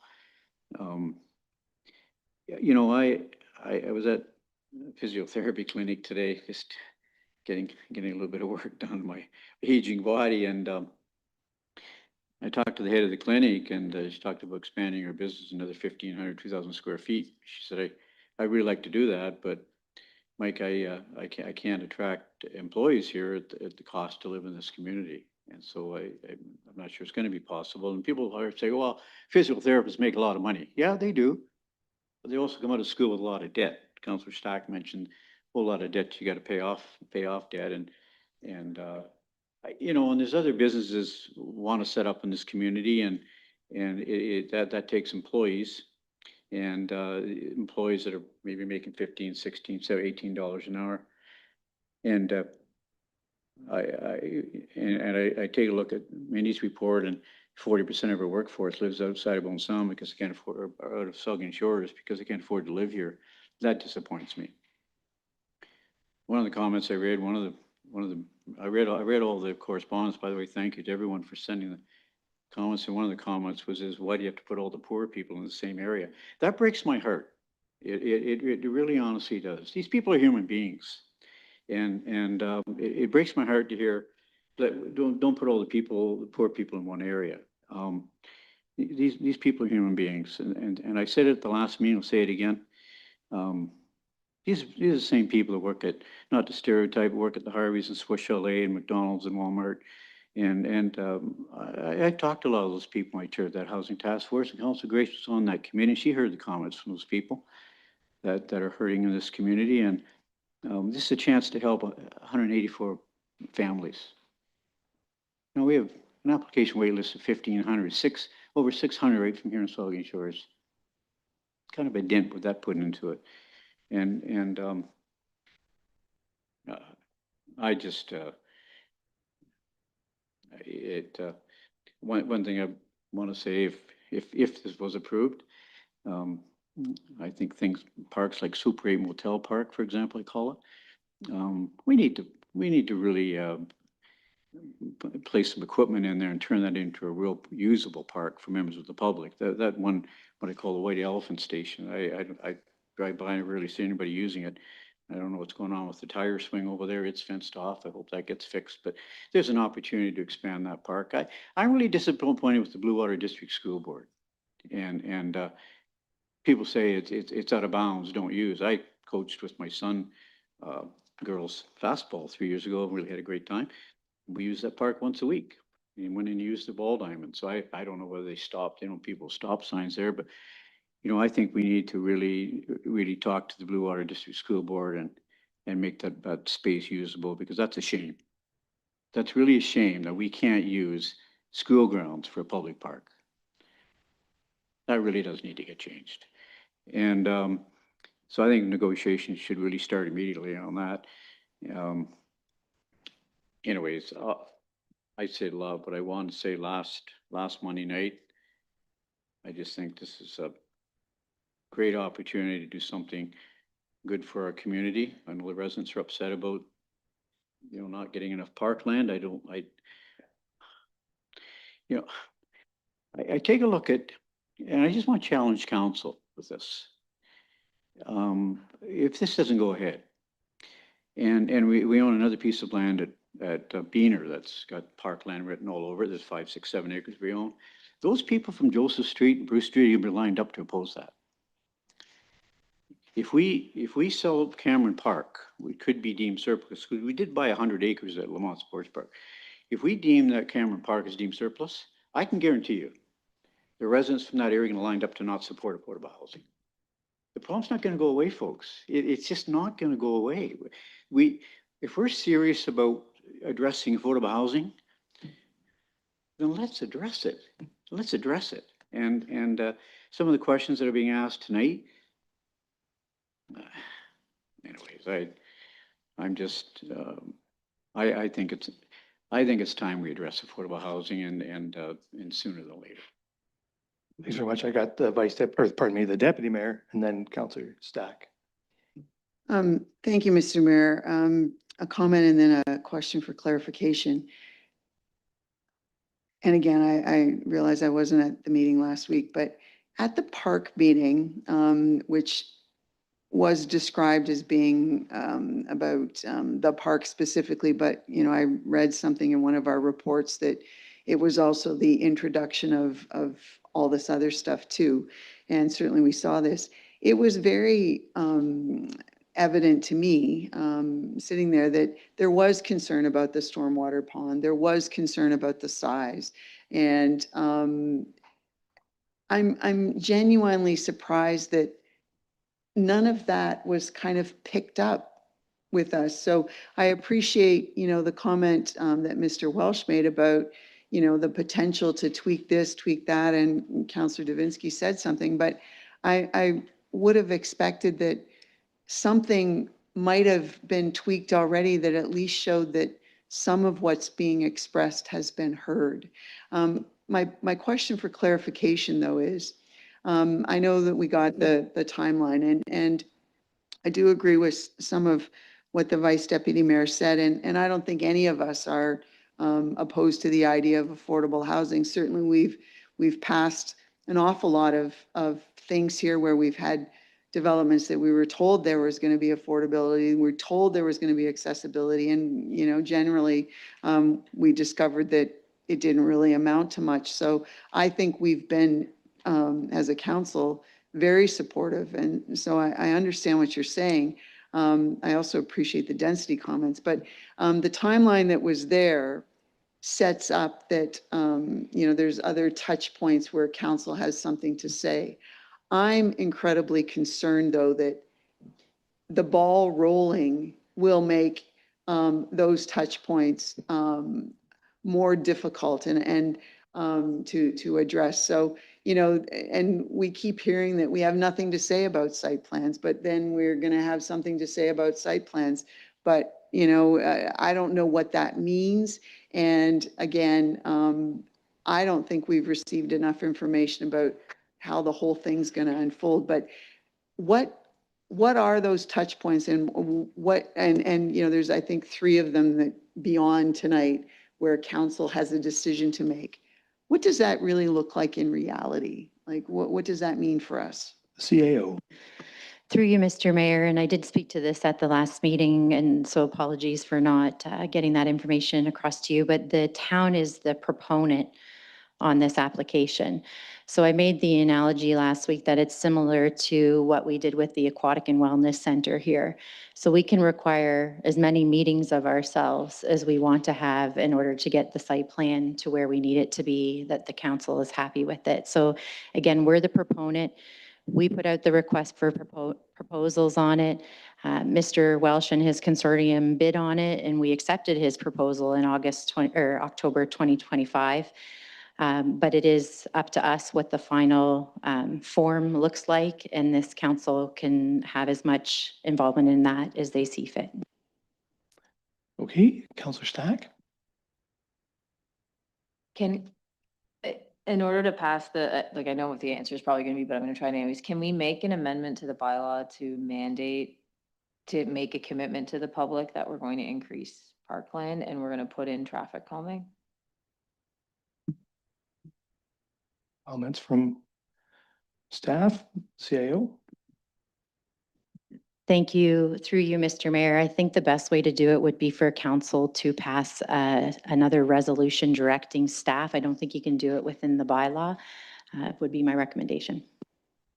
I might, Councillor Helpin wanted to speak. Councillor Helpin. Thank you. I'll just be brief. We're changing the zoning today, guys. We're changing the zoning. We own this. So we can adjust the site plan. We can make those changes as we go. I think that when you look at the sizes of the other parks up there and the size of this park, it is not unreasonable, the size of this park for a neighborhood park. And remember that your park allocation also includes, like, this Aquatic and Wellness Center as part of your park. Aquatic Center, it is. And so is Lamont Sports Park. So is the Plex. All of these things are part of your park allocation. And of course, the Plex and the Coliseum can't be close to everyone, and neither can Lamont Support Bar, but that is all part of your parkland designation, the trails and that. So I agree that we should move the stormwater management pond out, but I believe with that done, and that can be done through our site plan, the park is adequate. And there is a heavy amount of open space in these at 45 and 54% open space on these. It is a gem. No one else is doing that. Thank you.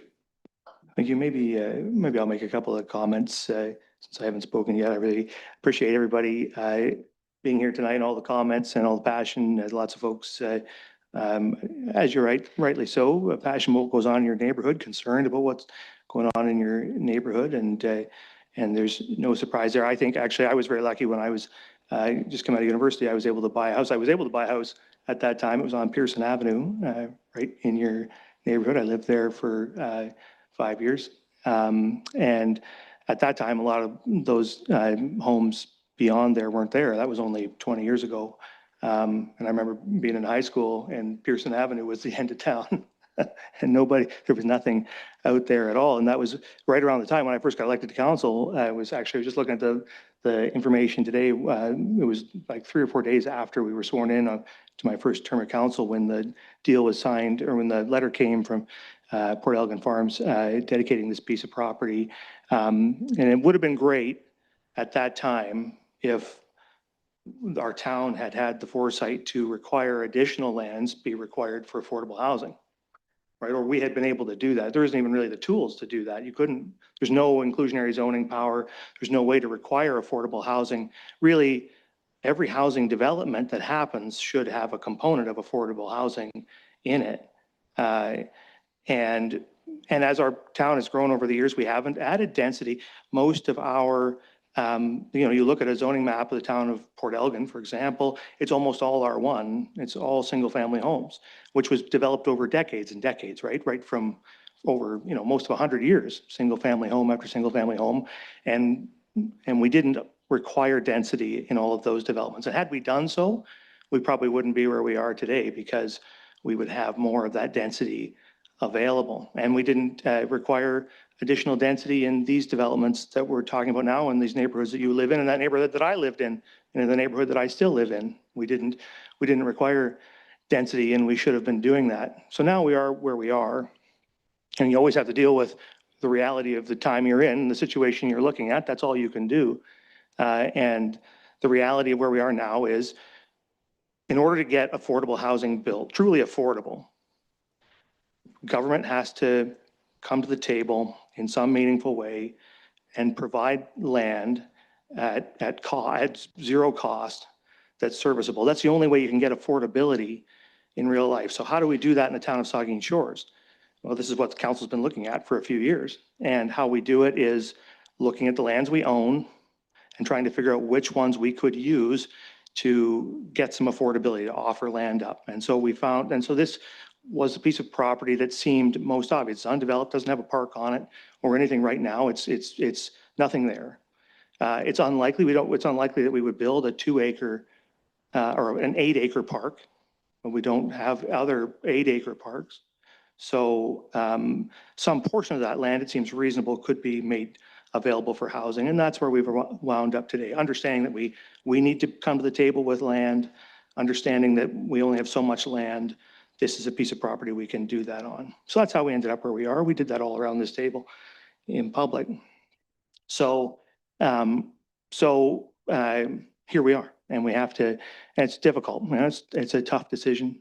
People have good points on all sides. People feel let down that council's changing its use of this land, and council is changing what we're doing with this land. Like that, if we make this decision, it would, and head in this direction, it would change. And so you're justified in having that view, for sure. It isn't the first time we've ever changed the use of land. There's a piece of property very close to where you all live, was once the Port Elgin Fairground. Very large piece of property, a park. It was a huge park for decades and decades and decades.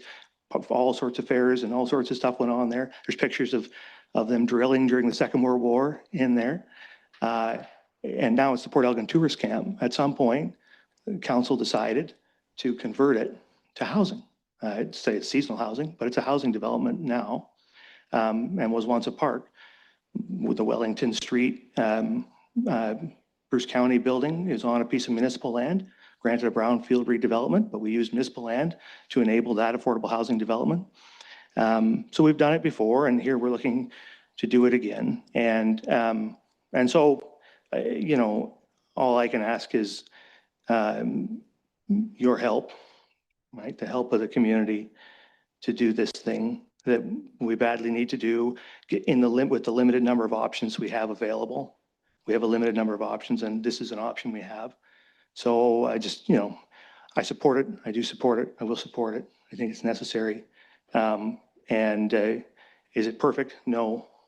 But you can't sacrifice the good on the altar of the perfect. And this is a good project. So I will support it, and I ask the community to support it. And although I do respect and, credit the concerns that the neighbors have, I can't deny it's a change, and it is that.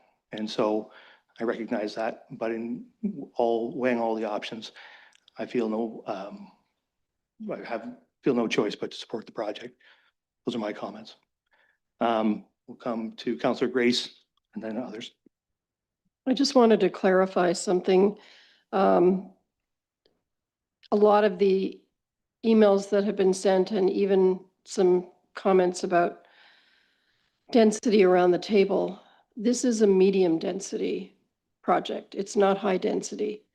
High density is 25 to 100 per square units, dwelling units per square hectare. This is 67, which is well below the max. Just wanted to clarify that point. It's not high density. Okay, thank you for that. I think I'll go to Councillor Halpin. Thank you, Mayor, and through you. So what happens if council votes this down? Like, I think we need to support this. We need to keep this moving. We need to change the zoning. But for those thinking of dumping this, what happens? What happens to our project? What does this look like? The CAO. That's a tough question to be asked on the spot, I'll be honest with you, but I think that it would signal to staff that the project, council's not interested in moving the project further past this point. Sir, Councillor Stack and then Grace. So to Councillor Grace's concerns, like how long or what are the steps required to resolve this ownership land usage issue that seems to be hanging in the air? I guess I think we'd have to better understand what's left to resolve. And we had the presentation this evening that set out the history. So if there's some particular element of that history or of that timeline that is unclear, then we'd have to know exactly what that is so we could work on resolving it. Councillor Grace. So I guess I didn't express it very clearly. My question is, the Planning Act, Section 42(5) says that parkland that is given to the town as part of parkland dedication, that is to be used for public park or public recreational purposes. And it also says in the same clause that the municipality has the right to sell that at any time. My reading of that indicated that the two are not that as long as the town owns the property, it must use it for those park or public recreational purposes. So my question is, is there some way around that? Do we have to sell the property before we can use it for purposes other than a park or public recreation? The CAO. Through you, Mr. Mayor, and thank you for the question. It was asked of me last week, and similarly to last week, I don't have an answer for you tonight on that piece. As we've discussed around the table here, there's a number of pieces that still need to be moved forward and need to be resolved. And one of them will be how the town enters into the formal agreement to move this forward. If I were just a note, like if you were to zone it, council first off cannot do something that violates the municipal act and would not do so. So if it's in violation of the act, if we can't do that in a way that conforms with the act, it won't be done. But tonight we're discussing the zoning. You zone it and make it possible for the applications to go forward, make it possible for the work to continue on answering that question. Every aspect of this comes back to this table to decide on, including that. And if your answer, that question must be answered, and when that answer comes forward, and if you council or any of us or all of this council is not satisfied with that answer, there'll be an opportunity to stop the project. I mean, you'll have to stop the project because it won't conform to the municipal act.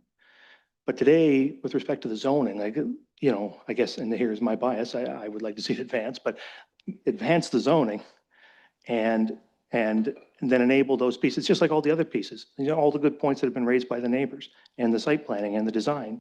We can work on all of those things. This is our project. We're not frozen out of it like the rest of the planning processes that we seem to be anymore. We're entirely in it. We can design it. And so obviously council has heard the public and cares what the public has to say. Obviously council will be very insistent on trying to deliver as much of those answers, whether it's, and you can even have a lower density in the context of this zoning, right? You don't have to stick with that density. You could zone it and reduce the number of units with this zoning in place. Council has the power over all of those things.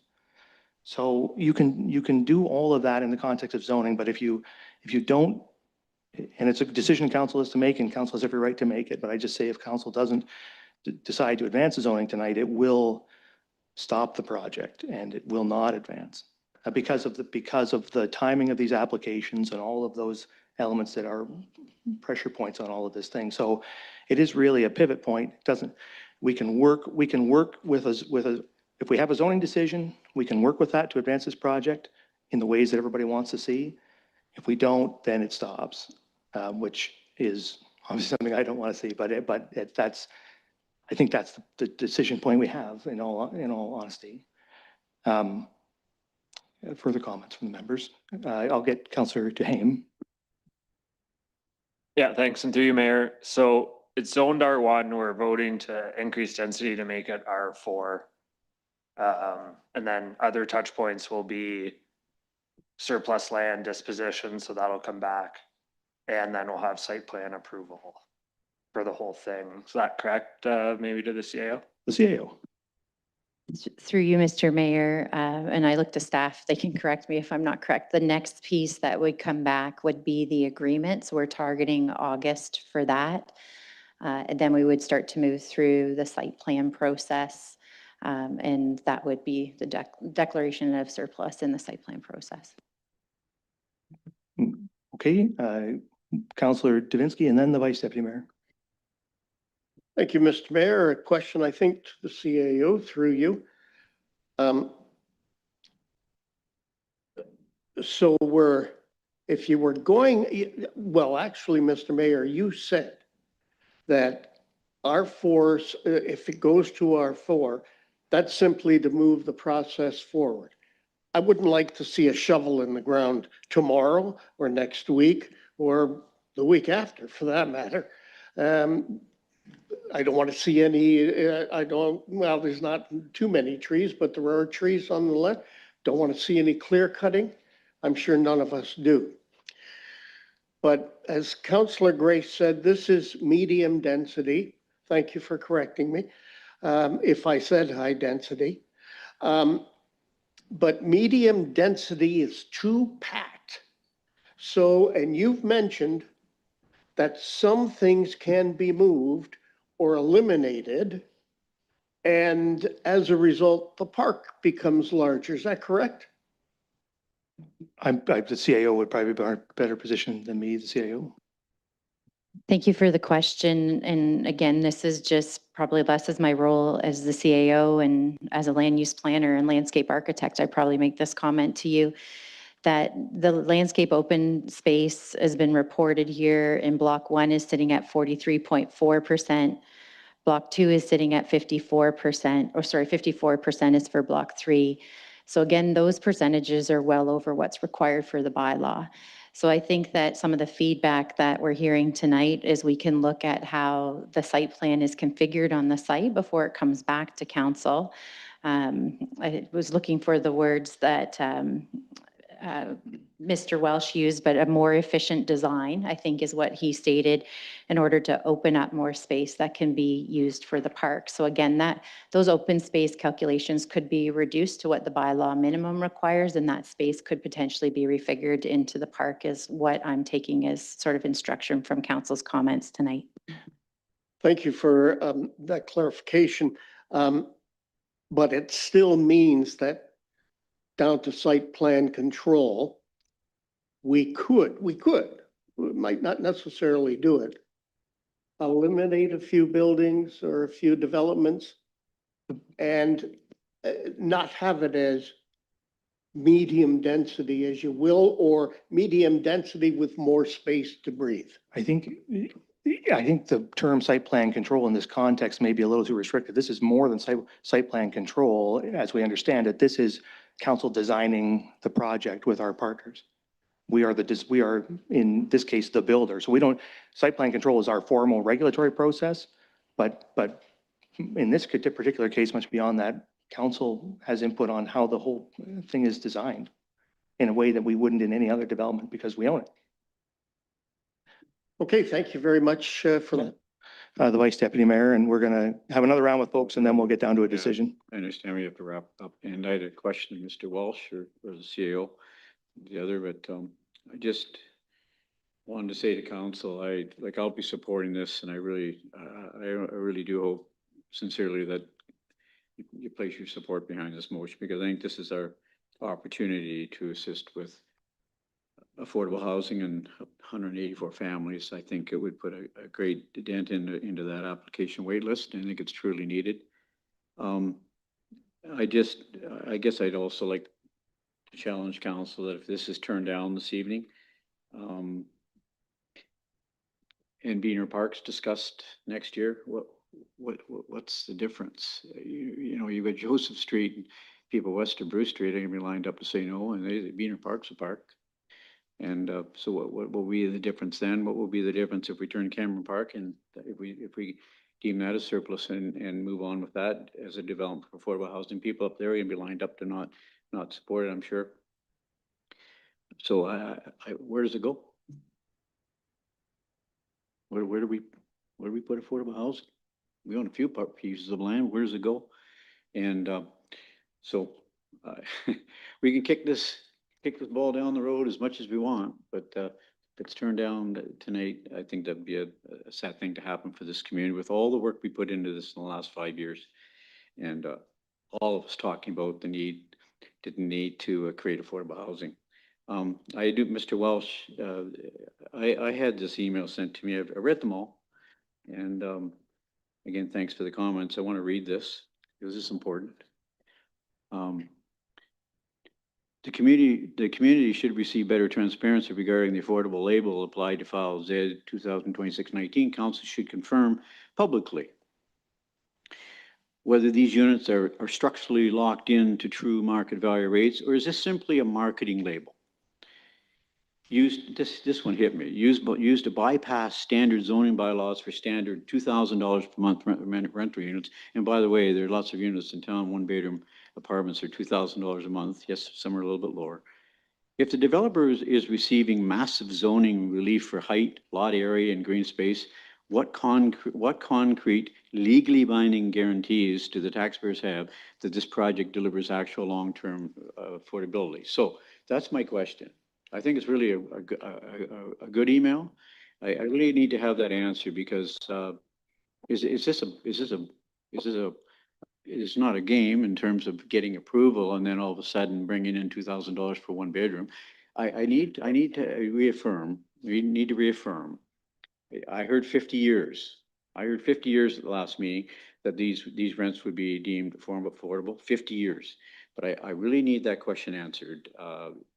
How accurate is this statement? The CAO would like to speak to it. The CAO.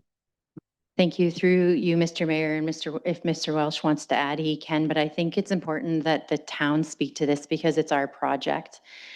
And so the commitments when we made the call for proposal in 2025 was we were looking for a partner where we could do an affordable housing project. And the request that came back from Tim Welsh and the consortium was that they would be providing at least 160 affordable housing units at this site.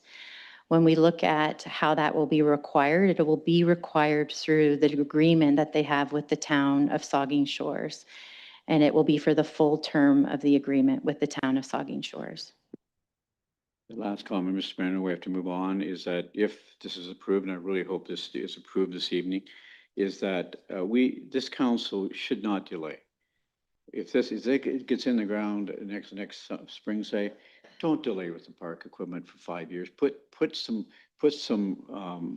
good playground equipment into that neighborhood that's needed. And I also like to say to the Director of Community Service, take a look at Super 8 Motel Park, because I think there's a great potential there.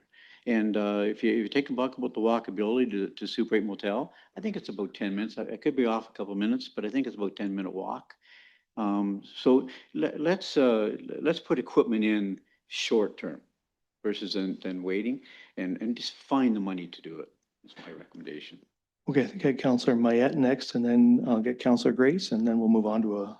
Thank you, Mr. Mayor. I'll be brief, but the process that was described here just a moment ago, where town council is in complete control and we could alter the look of the development, we could move a building, we could add, we could subtract. I'm not sure if that's completely accurate, because Mr. Welsh out here is going to take the information that we present tonight, if this is passed, and he's going to go and apply for a grant based on 168 unit in 6.6 acres. And then if we were to subsequently say, no, we're going to knock that down to 100 units because we want to double the size of the park, or we want to do something different, then his grant application would be null and void, because he's not delivering on what he said he was going to deliver on. Am I off base there? The CAO? Through you, Mr. Mayor, it will be the town of Saugeen Shores as the landowner that makes the grant application. So again, it's another aspect that's within our control. I don't disagree with you, though, that to some extent, passing of the zoning does position us to apply for the grant. I'd have to look at it and talk to staff about what kind of flexibility there might be in the application around the grant, but it would be the town of Saugeen Shores making the grant application. Would that decision come to council to make the grant application? Through you, Mr. Mayor, sorry, just to clarify the question, would the grant application come back to town council before we made it? For approval, yes. If council wanted to direct that, I guess we could do that. It would again be a timing issue piece. Most likely we wouldn't have that back before you till August. I mean, I would be prepared to call a special meeting to do it. But council could give direction to approve that grant application, and then we would have control over the decision on exactly what we were applying for. Councilor Mayette? I believe it was indicated by Mr. Welsh last week that he would like to get the grant application in before the end of June. So there seems to be really an urgency to do that. Pardon me, the CAO. Through you, Mr. Mayor, and Mr. Welsh did speak to that last week, that the Canada Homes program, Build Canada Homes, BCH program is open right now. It's open on a first come, first serve basis until the funds are gone. And so you are picking up correctly, there's a sense of urgency to get our application in so that we may be successful in that grant application. You heard Mr. Welsh mention that 1/3 of the project needs to be grant supported in order for this to move forward. Okay, Councillor Grace? Thank you. I've stated several times what my question was.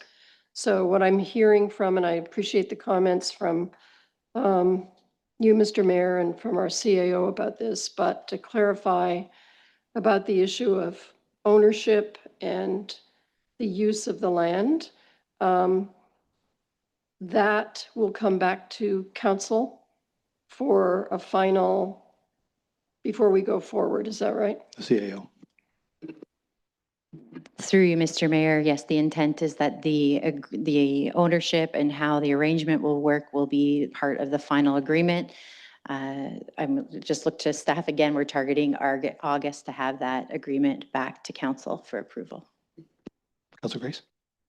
Okay, Well, that's good. I know and this is the reason why we have a discussion in council. This is the reason we hear our colleagues and staff comments. I support this project. I had that question in my mind that I had to make sure that we were doing the right thing. And I believe that we do have a way forward, so I will be supporting this. Thank you. Councillor Stan? So just to the earlier point, I know I've been explaining the process 100 times. I never remember. Can I just get the language for the resolution around coming back with site plan with the commitment on traffic calming and increased parkland? CAO? I'm just looking across the table through you, Mr. Mayor, to our clerk, but I think she's probably, I can see her fingers moving, drafting a resolution that could be considered by council to add those pieces as a direction to staff. Yeah, and we can introduce that following the decision on the resolution that's currently on the table. Is there anything further before I call the question? The councillor calls for a recorded vote. We'll turn it over to the clerk. Thank you, through you, Mayor Charbonneau. I will start, and it will be alphabetical by last name. Councillor Davinsky.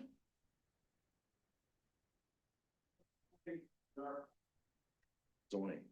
Would you like me to reread the resolution or? Yes, please. Okay, I'll reread the resolution. Sorry, I just have to jump back to it. Sorry. The resolution on the table, it's been moved and seconded, is that council approves zoning bylaw amendment Z-2026-019 Blue Water Affordable Housing Park and bylaw 60-2026, and the council resolved that no further notice is necessary with respect to the minor change in the proposed zoning bylaw amendment in accordance with the provisions of section 3417 of the Planning Act. Thank you. Yes. Councillor Duham. Yes. Councillor Grace. Yes. Councillor Halpin. Yes. Deputy Mayor Heber. No. Vice Deputy Mayor Myatt. Yes. Councillor Myatt. No. Councillor Stack. Yes. And Mayor Charbonneau. Yes. That carries. All right, thank you. So do you have another resolution then for us?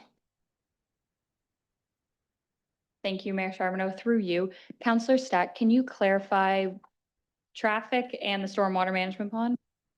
Yeah, so I think it's direct staff to come back with a report on how, or whatever, on how we can implement traffic calming in spite of what's set out in the traffic study, to provide options to increase parkland to increase the parkland, including moving the stormwater management pond. I think that was it. Oh, and sorry, now that I have it. Can we ensure that that everyone who sent an email and is notified when the site plan comes to council?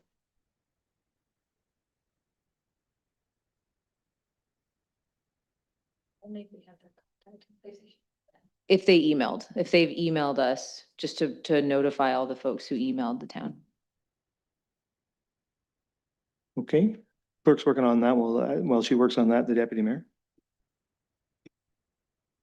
I appreciate what Councillor Stack is trying to do. I think it's too much at this point, though. If we, to get into details about traffic calming, there's a lot of other elements that are worthy of some discussion as well. I would respectfully appreciate if we maybe isolated out the stormwater pond because it is a use in a public park that would not be 100% available and potentially sets up some liability issues depending upon, who can predict climate and Mother Nature and that.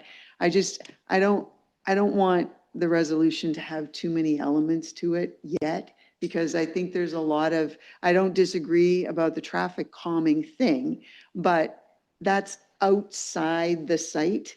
And so, it involves roads around the area and that sort of thing. Whereas if we could focus just on the site itself, at the moment, I would feel more comfortable with supporting something.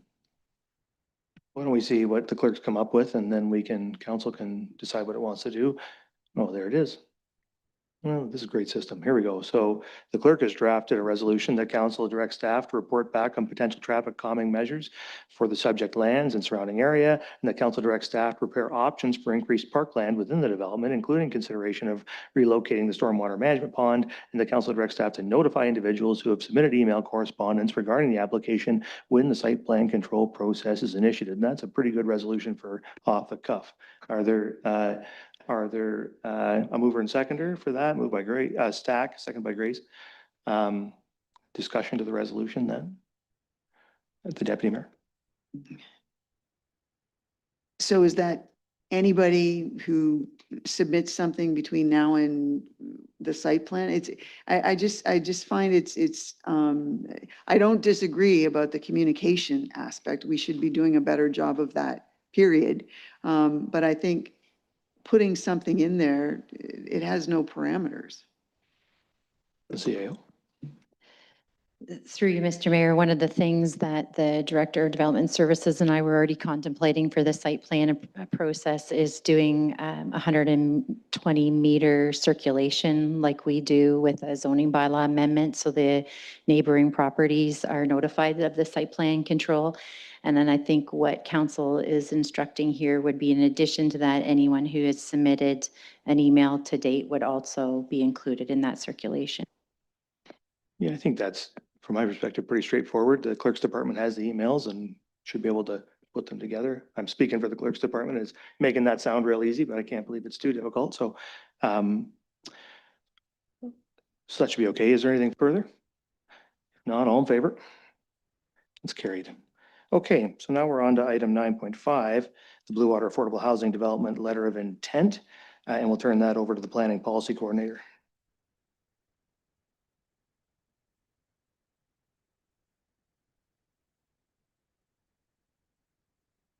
Good evening, through you, Mayor Charbonneau. As part of the town's Build Canada Homes application for the Blue Water Affordable Housing Development, a letter of intent has been prepared to demonstrate the town's intention to enter an agreement with Margaret Lawrence Housing Cooperative in support of the proposed affordable housing project. The letter of intent is included in the bylaw section of the agenda. Authorization of the attached letter of intent is required to support the funding application and confirms the town's willingness to proceed with the project in partnership with Margaret Lawrence Housing Cooperative. Similar to the Memorandum of Understanding used for the Wilson Habitat development, the letter of intent outlines the respective roles and responsibilities of the parties in advancing the project. A formal agreement containing detailed terms and conditions will be brought forward for Council's consideration and approval at a later date. My report highlights the following items of importance for Council's consideration, including the zoning bylaw amendment process, funding requirements, letter of intent, public consultation and key issues heard, site plan considerations, including traffic and congestion and how the town proposes to address this matter, as well as next anticipated steps, highlighting further public input opportunities and Council involvement. I did also just want to add that the Margaret Lawrence Housing Cooperative is excited about the opportunity to develop new affordable cooperative housing to help meet a range of housing needs in the town of Saugeen Shores. And while not specifically mentioned in the previous report, Tim Welch has put together a consortium to develop and operate this development. When Tim presented to council, he overviewed the members of the consortium, and he will be in attendance or is in attendance tonight to answer any further questions. The Margaret Lawrence, MLHC brings more than 30 years of experience in operating mixed income housing and is supported by an experienced professional team with extensive expertise in the development and management of affordable cooperative housing.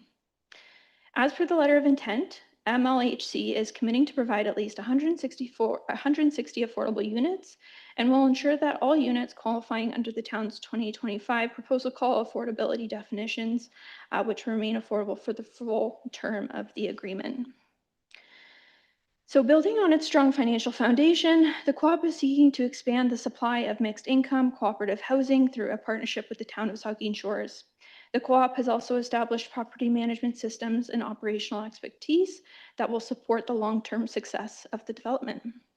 And that's the end of my presentation. Thank you.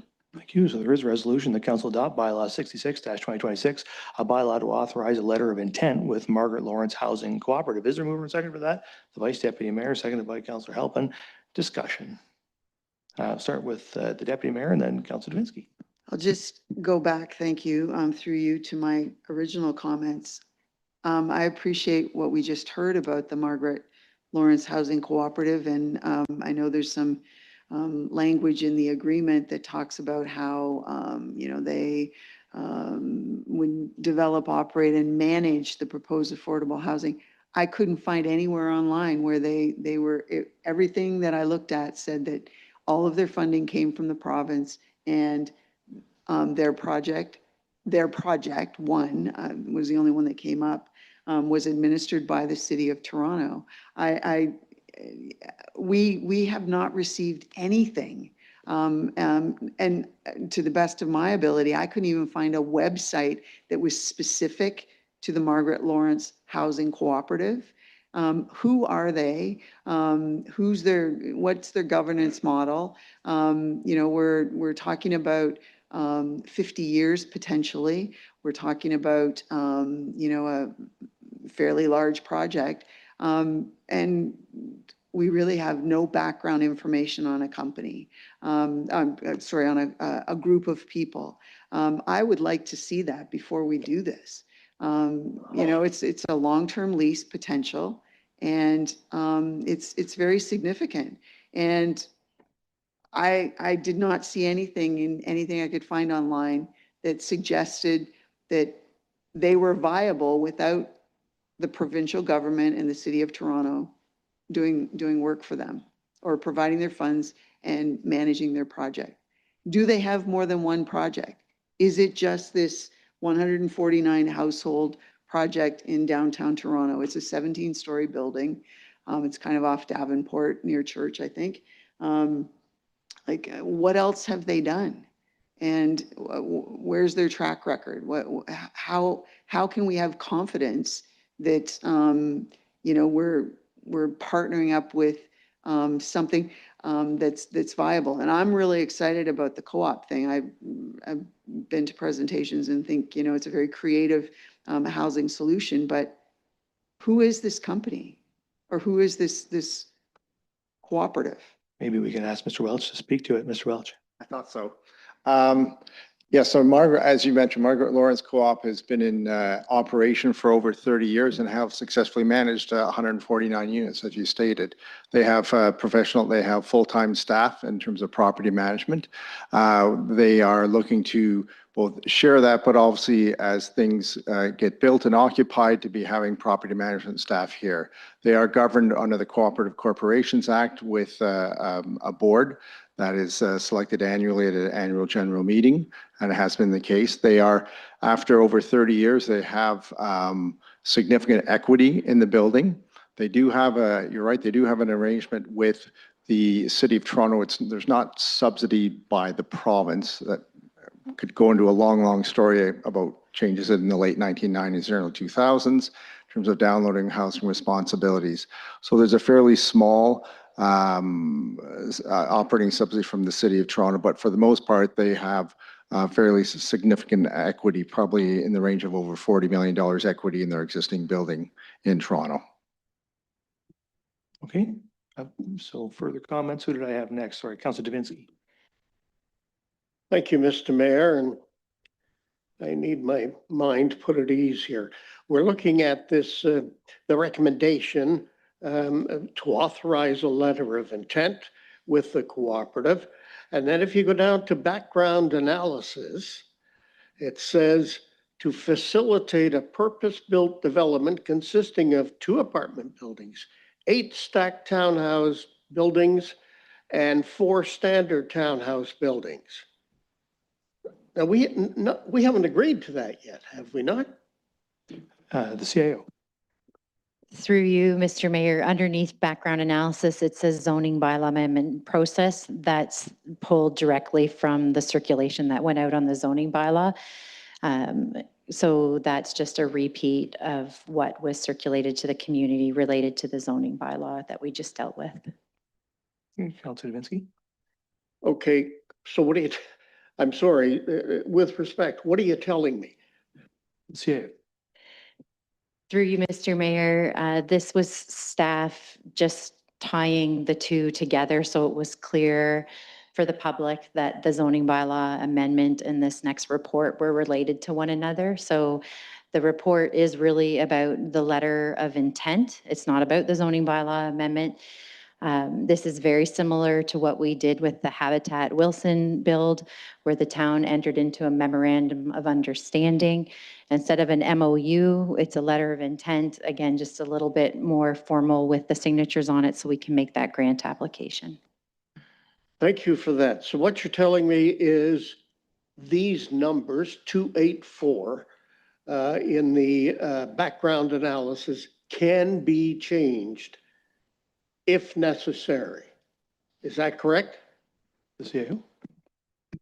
Through you, Mr. Mayor, that's what we just discussed, yes. Thank you very much.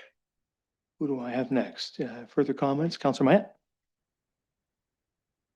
Thank you, Mr. Mayor. Through you.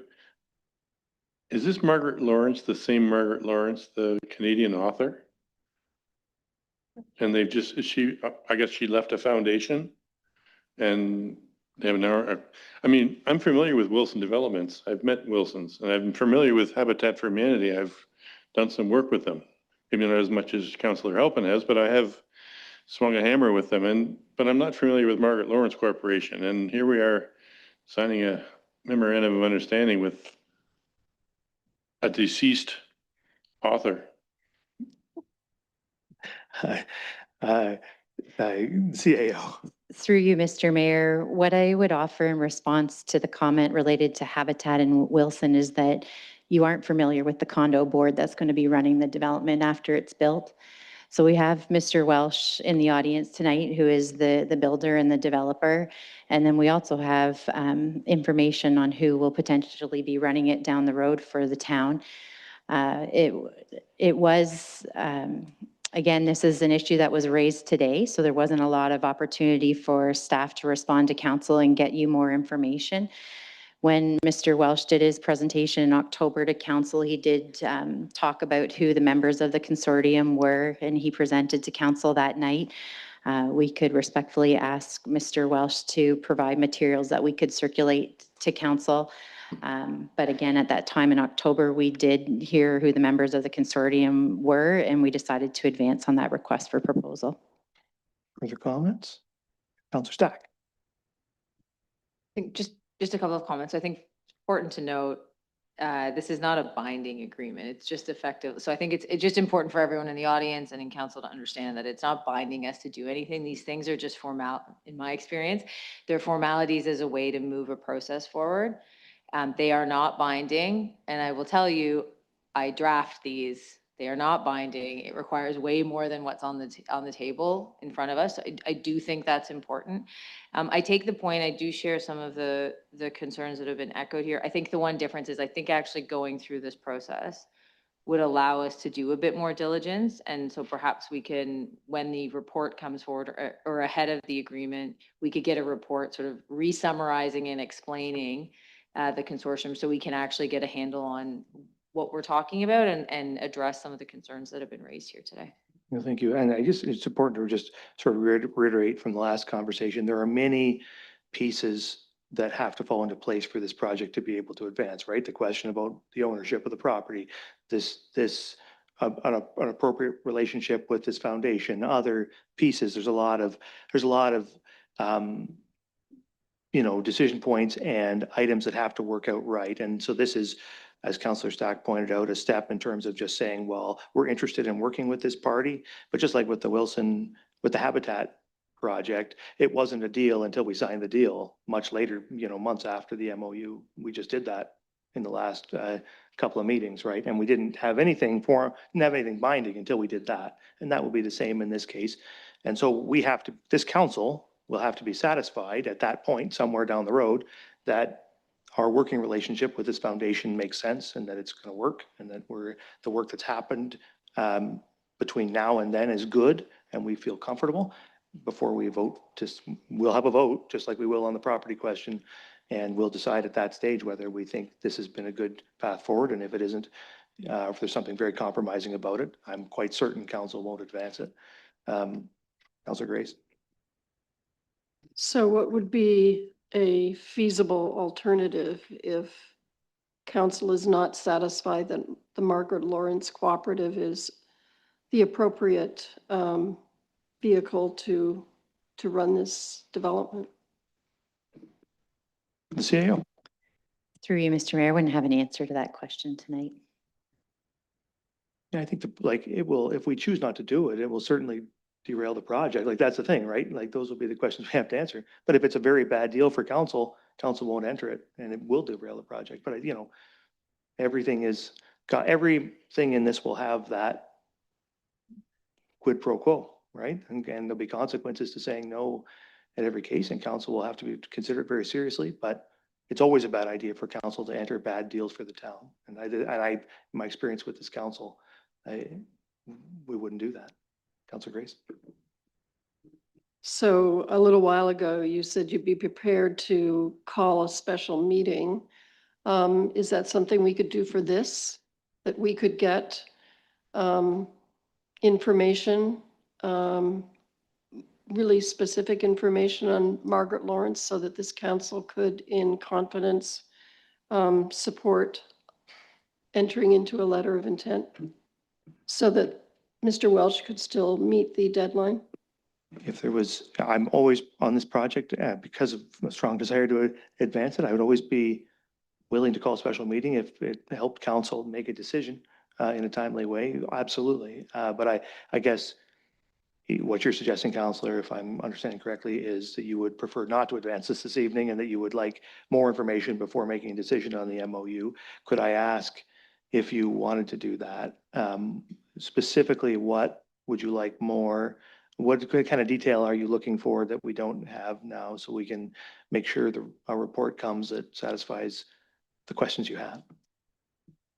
Well, I think some of the questions that the deputy mayor raised about exactly, who does the city of Toronto administer it?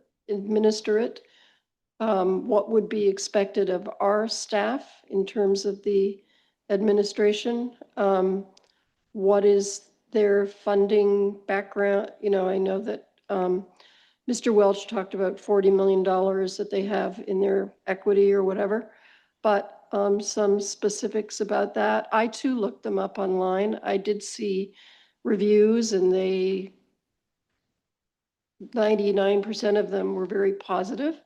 But I would feel more comfortable since we just said that if we don't enter into an agreement with them, it could derail the project. I think it's important for us to have something written specifically about and some background about this group. I just wonder, is it possible, maybe to you, Mr. Welch, for a representative of the Margaret Lawrence Foundation to come to council, come before council and answer questions from the members? Is that a thing that would be feasible in the coming short period of time?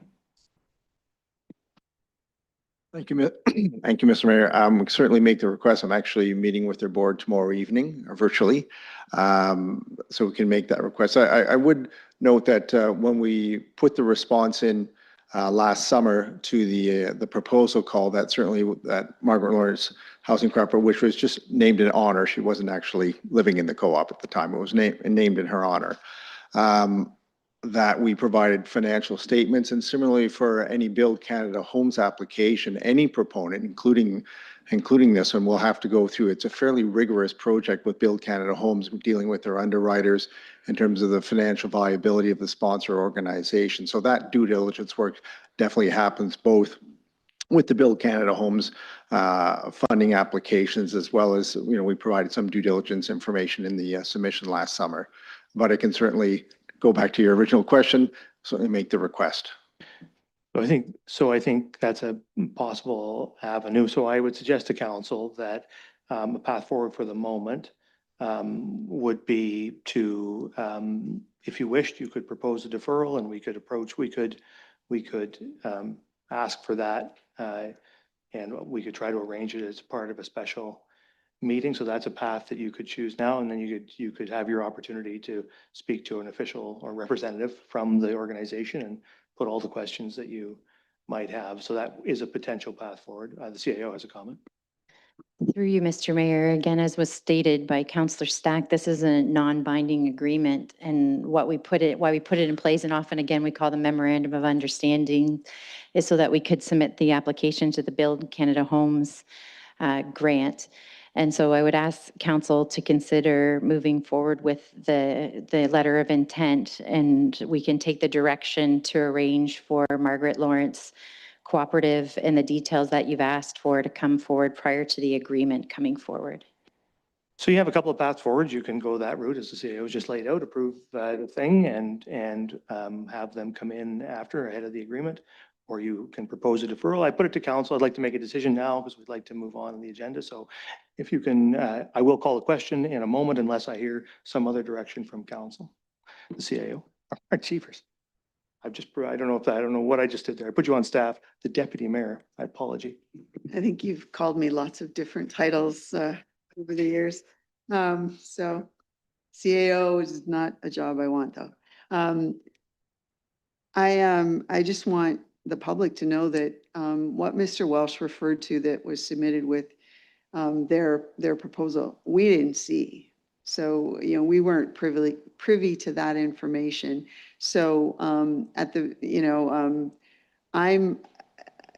again, this is potential for a long-term lease, a commitment and involvement, something that has long-term ramifications. And I would like us to feel extremely comfortable with the choice. So, even like if there was some information like that, we haven't seen any of that. So I would prefer that we wait until we can talk with somebody ahead of doing this. I appreciate what Councillor Stack said and what the CAO talked about, the legal ramification, I guess, of what we're doing.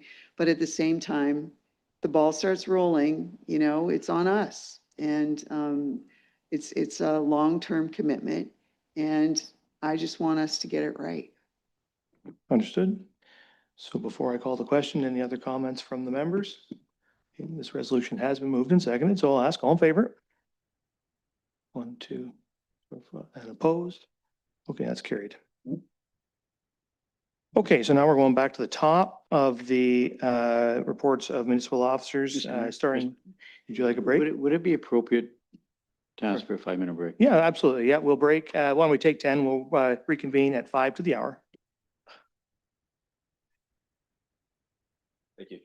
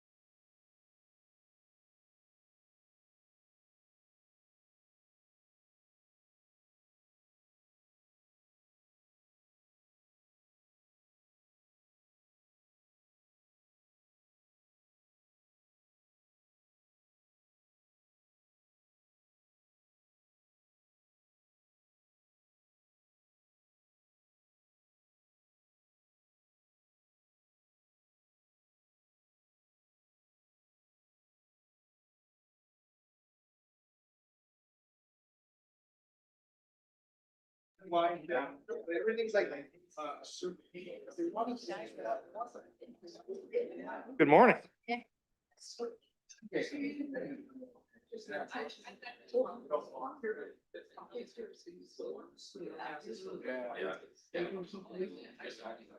Okay, we're going to reconvene the meeting here.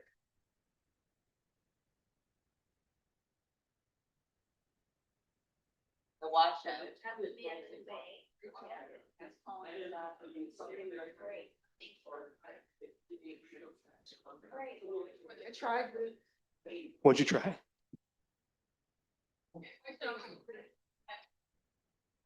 As long as we have a quorum, we'll get going here. We're gonna have to. It's 8:56 now. Are we okay to go? Yeah. Okay. All right, so we're gonna reconvene this meeting now. And the next item on the agenda then is 9.1 of the 2026 Spring Business Camp Summary and the CAO. Thank you, Mr. Mayor. I'm pleased to introduce the 2026 Spring Business Camp Report out. As you may remember from the last 2 years, the Spring Business Camp brings staff together to identify opportunities for next year's business plan and operations. This year's camp was a strong success, bringing together more than 50 staff from across the organization to reflect, collaborate, and share ideas on how we can continue to improve how we work and serve our community. The energy and engagement we saw throughout the half day speaks to the commitment of Team Saugeen and their desire to make a meaningful impact. Throughout the camp, staff completed exercises to identify problems and solutions to improve workflow, find efficiencies, and collaborate more effectively. The day's events and outcomes are shared in the attached report out document, and I encourage everyone, including council, the public, and all staff to read through it. A key takeaway from this report is the value of our frontline staff. They bring a deep practical understanding of our day-to-day operations, and their insights are essential in shaping the business plan and the year ahead in a way that is realistic and achievable. By listening to their experiences and ideas, we strengthen our decision-making and ensure our plans reflect the realities of the municipal service delivery. The Spring Business Camp continues to play an important role in our annual planning process, generating ideas and opportunities that will directly inform the development of the 2027 business plan.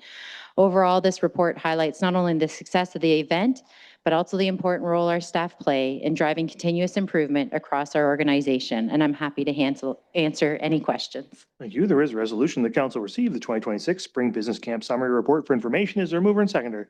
Moved by Grace, seconded by Duhaime. Discussion. Councillor Grace. Thank you, Mr. Mayor, and thank you to the CAO for this report and for this initiative.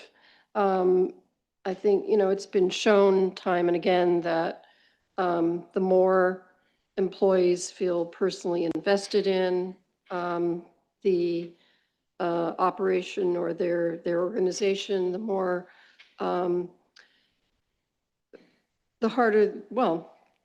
the more they contribute, the better the quality of what they contribute because they feel valued and listened to.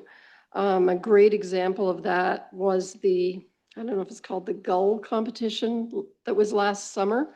That was so great, where the town benefited from the ideas that were presented by teams within various departments, because those people know what works and what doesn't work and what saves money and what's more efficient. And are you going to be doing that again this year? CAO. Thank you, Mr. Mayor. Yes, staff who put the event together are planning to run it again in August this year with our annual Staff Appreciation Day. Thank you. Further questions or comments from the members? Well, no, thank you very much for this report and for the work on doing it. I managed to attend the beginning of the Spring Business Camp, and it was turned out to be was a great event, and turned out to be a great day, and you have some great actions coming out of it. So thank you. So that's been moved and seconded. All in favor? That's carried. On to 9.2 then, the 2027 business plan and budget and the CFO. Thank you, Mr. Mayor. Over the last 2 to 3 years, the town has adopted a 10-year business plan for both operating and capital. Annually, the prior 10-year plan forms the starting point for the following year's business plan. The starting point is updated based on changes in the political and economic environment, and a new 10th year of the plan is created. This report highlights how the budget process is impacted by strong mayor's legislation and outlines the timeline being proposed for the 2027 business plan. The 2026 municipal election will result in the timing of the business plan review process being delayed until the new council are settled into their roles. This delay will allow the mayor to develop their budget, which must be submitted to council no later than February 1st, 2027. In addition, this added time will allow the CAO and Director of Corporate Services to update new councillors on the 2026 business plan and the financial plan that has been prepared to lower municipal operating costs to reduce the reliance on the tax stabilization reserve. The typical November two-day budget meetings are proposed to occur in February 2027.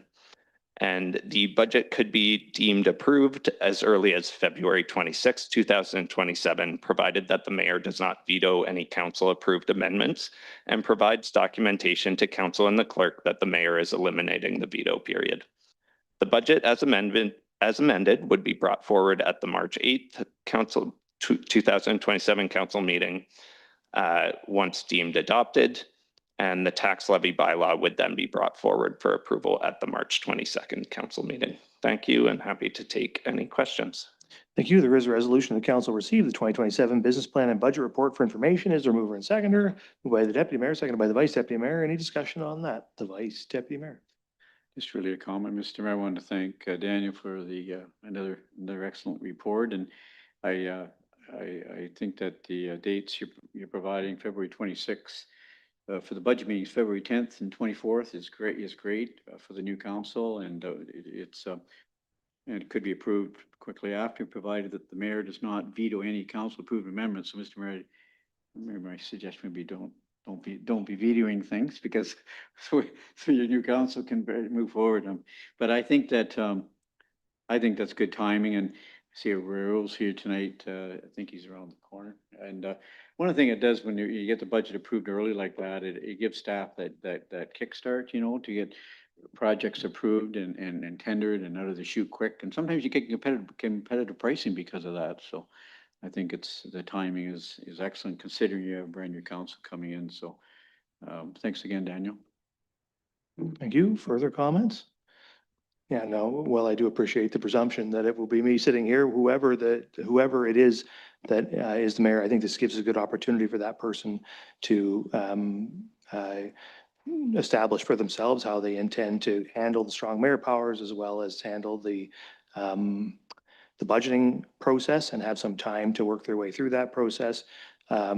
It will be, given that the election timing, the swearing in timing will be right around the 15th of November, I would guess, somewhere in there, middle of November.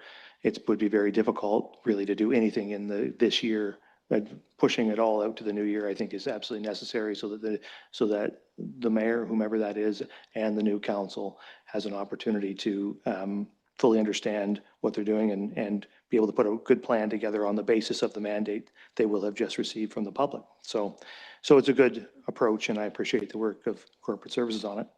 So if there's nothing further, I'll ask all in favor. That's carried. All right, so we're on to 9.3 then, our zone respect and responsibility policy and respectful workplace policy update, and the manager of human resources.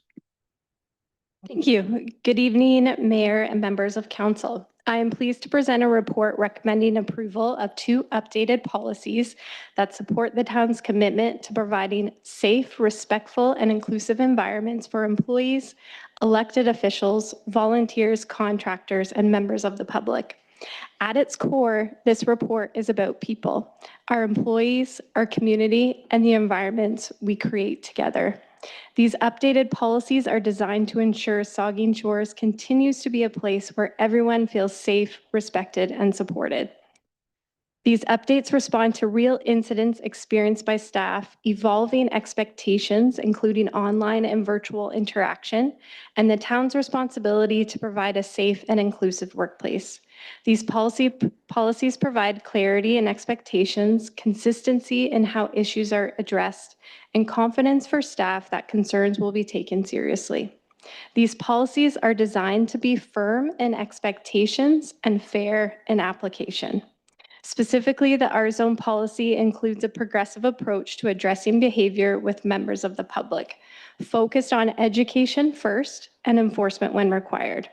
The policy is not intended to limit public participation or prevent residents from expressing concerns. Rather, it establishes expectations that interactions remain respectful and free from harassment, threats, intimidation, or abusive conduct.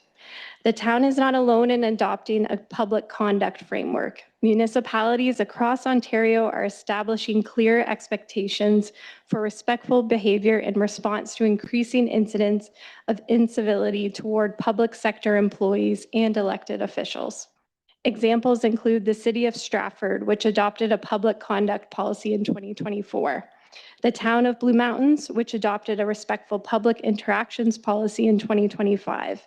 South Bruce Peninsula, which has had a professional conduct policy in place since 2014, and the municipality of West Grey, which adopted an R-Zone policy for all municipal locations in 2022. Implementation of these policies will focus on education and awareness for staff, clear communication with the public, and ensuring staff have the tools and confidence to respond appropriately. Staff are recommending council adopt these policies as presented, and I'm happy to answer any questions. Thank you. Thank you. There is a resolution that council adopt bylaw 64-2026 being a bylaw to establish the updated R-Zone respect and responsibility policy as presented, replacing the existing R-Zone policy and procedure, and that council adopt bylaw 65-2026 being a bylaw to establish a respectful workplace policy as presented, replacing the existing workplace violence, harassment, and discrimination policy. Is there a mover and seconder? The Deputy Mayor, Councillor Grace, discussion. Councillor Grace. Thank you, Mr. Mayor. Thank you, Lindsay. I completely support the proposal of the reframing of the policy. We obviously need to include our whole organization. We need to update in terms of technological advancements. I just had a constituent mention to me today, observing the level of vitriol directed towards the town staff, town councilors. I mean, council members, we're often on the receiving end, but that's part of what we sign up for voluntarily. But staff, it's little wonder that some of our staff are lured away to the private sector when part of their job is enduring sometimes public criticism, which can be pretty harsh. So, as you say, we value public feedback. We just ask for it to be civil. Thanks for doing these updates. Thank you. Are there further comments? I just echo that. Thank you for the work you've done on this. It's good work, and yeah, we can achieve more when we can disagree in a productive and civil way. No shortage of disagreement. Disagreement is good, but harassment takes a step too far, and we can't have that. So this draws that line well, I think. So thank you for that. So if there's nothing further, then sorry, Councillor Stack. Thank you. I think I've made these comments before. So when it comes to staff and volunteers, 100% this makes sense. I am concerned a little with the definition of harassment, just as it relates to counselors. I know that's probably not, and I think Councillor Grace sort of made similar comments when we take up this position voluntarily, but I'm just concerned because it's not, as I read it, it's not limited to protected grounds. I'm just concerned. I'm not suggesting we change it, but I think we have to be very careful that we're not applying this because someone insults our intelligence, because if that were the case, we'd be up here every other day with it. So I just want to be raise that. I did like that we sort of in the preamble make reference to the importance of not stifling freedom of expression and respectful disagreement. I just ask that we monitor if we have to apply these policies in a consistent basis, that we're just being mindful that they're being sort of uniformly apply to everyone. Because again, language around persistent contact on matters already dealt with, refusing to cooperate and or displaying unhelpful behavior. I'm not really sure what that means. So I'm not gonna not vote for this, but I just caution when we're applying this, that we're just really careful that it's used sparingly. Thanks. You want to make some comments of that, the manager? Yes, one thing I just want to say is that kind of through you, Mr. Mayor and Councillor Stack, to your point, is that the policy is not intended to prevent individuals from expressing concerns, criticism, or complaints. It's intended to address the manner in which conduct occurs, not the viewpoint being expressed. I think the way that we have staged it in terms of our response provides that first opportunity to have that conversation. And so it comes from a place of we just want to ensure that there's respectful conduct. In my experience with these situations, it's on a case-by-case basis, and we'll examine that, but I certainly appreciate your comments, and we will ensure that the communication of that there's clarity around how those are, and obviously open to if anyone does have questions and happy to answer that as those situations arise. Okay, anything further? If not, all in favor? That is carried, thank you. So now we're moving down to 9.6, the town submission to the Saugeen Shores Police Service Strategic Plan and the CAO. Thank you, Mr. Mayor. Very quickly, on May 12th, 2026, the town was circulated a survey from the Saugeen Shores Police Service Strategic Planning Committee with regards to the development of the 2026-2029 Saugeen Shores Police Service Strategic Plan. In order to provide some comment and feedback to that request, this report is in front of council. It deals with 3 areas: cost sustainability, value for money, alignment with community safety and well-being priorities, and demand management and service efficiency. Again, this is intended to be an initial submission by the town council, and that there is a request that when the strategic plan has been drafted, that it be made available to town council for further comment at that point in time. Thank you, and I'm happy to take any question. Thank you. There is a resolution that council endorsed the comments in this report regarding the 2026 to 2029 SSPS strategic plan, and the council directs staff to submit comments to the SSPS strategic planning committee for consideration and development of the new strategic plan. And the council requests that a draft of the proposed new 2026 to 2029 SSPS strategic plan return to council for review prior to approval. Is there a mover and seconder for the resolution? Moved by Davinsky, seconded by Halpin. Discussion. Seeing none, and thank you for the report, and all in favor? And opposed? That's carried. Okay. All right, so now we're on to 9.7, the 2026 Heritage Conservation Award, and we're turning that to the chair of the committee, Councillor Grace. Thank you, Mr. Mayor. With this report, the Municipal Heritage Committee has presented to council the motion, first of all, to amend the award policy to allow for 2 award recipients in a year when warranted. This year, we had 2 particularly exceptional nominees who you've read about at length in your agenda, Scott Good and Randy Schnarr.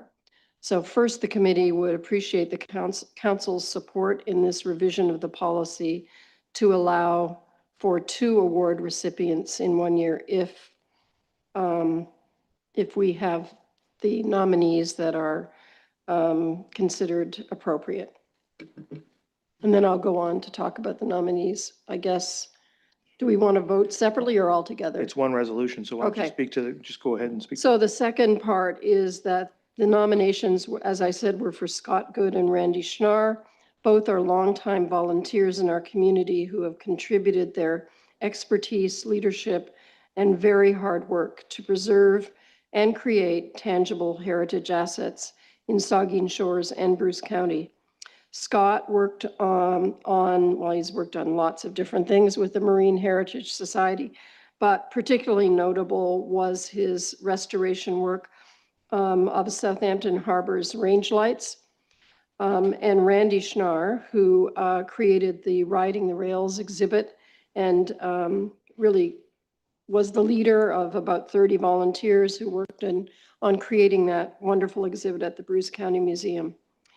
So as I've said, the details of their achievements are outlined in detail in the agenda.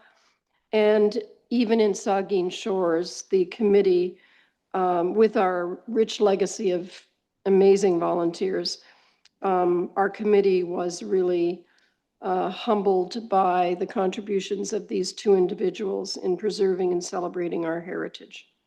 So the committee is asking for council's approval of these two worthy nominees as recipients of the 2026 Heritage Conservation Award, and also to approve the revision of the policy to allow for 2 award recipients in 1 year if warranted.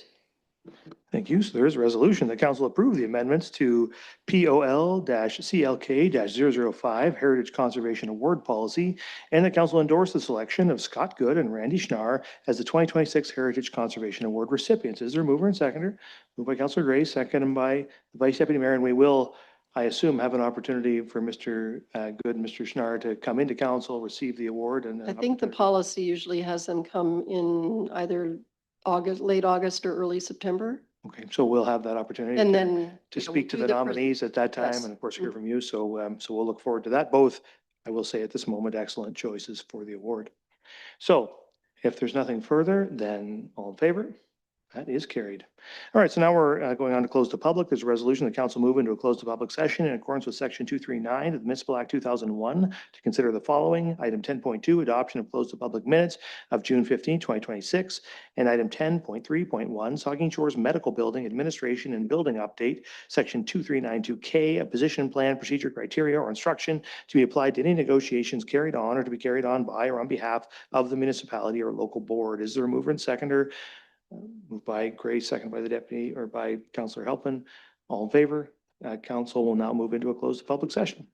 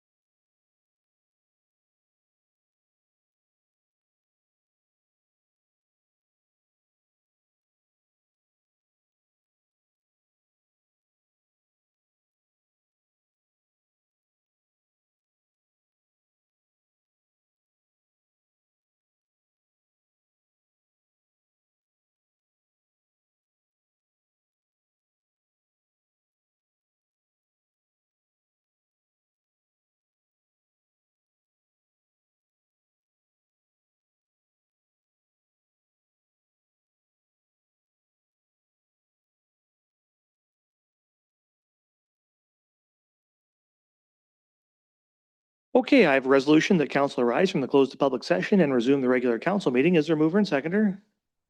Moved by Councillor Stack, second by the Vice Deputy Mayor. All in favor? That is carried. I will report that during the close to public session, council approved close to public minutes of June 15th, 2026. Council discussed matters relative to the Saugeen Shores Medical Building Administration and Building Update and provided direction to staff. So now we'll move on to the consent agenda. I have a resolution that items 12.1 through 12.5 be approved and received for information. Is there a mover and seconder? Moved by the Deputy Mayor, seconded by Councilor Davinsky. We'll just walk through them quickly here. The first one, 12.1, the hole-in-one challenge, delegation follow-up. Any comments on that? Don't, Councilor Halpin? Yes, just that I'm not interested in it. Okay, I think that's aligned with staff's view. If there's nothing further on that one, then we'll move on to 12.2, the parking bylaw amendment. Any comments on the parking bylaw amendment, the Deputy Mayor? Thank you. Through you, there's been a lot of confusion with some of the painting on the road. So there's some actual stalls that have been created, mostly on the example that I'll give you is the stretch from Palmerston to High Street. On the east side of the road, there's actual stalls painted. On the west side of the road, there's just a big rectangle. And people are like, what does that mean? So I think maybe an education piece about what the rectangles mean. And it certainly does create some traffic calming because it appears as though you got to get into a single lane there. But with one side having actual stalls and the other side just a box, people go like, what is that? Any comments from the manager? Thank you and good evening, Mr. Mayor, through you. That big rectangular are seasonal parking. It will be signed. We'll put the sign there. And all the boxes on the east side will be permanent parking. We'll also have signs for them.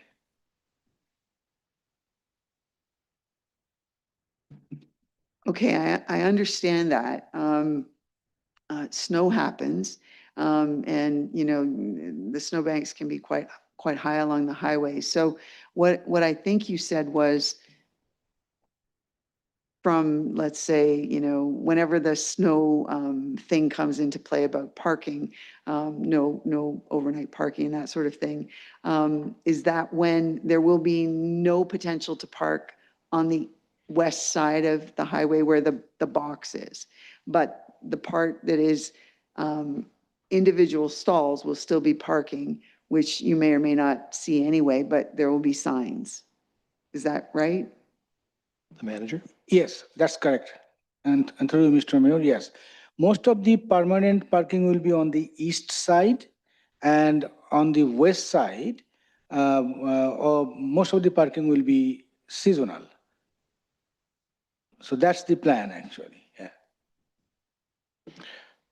I would just ask, though, like it is possible for council to make the decision at some point in the future through a future budget to make those year-round parking stalls. We would have to clear them because the MTO doesn't clear them, but we could, if we were to make that decision to pay for that, we could do that. Is that correct?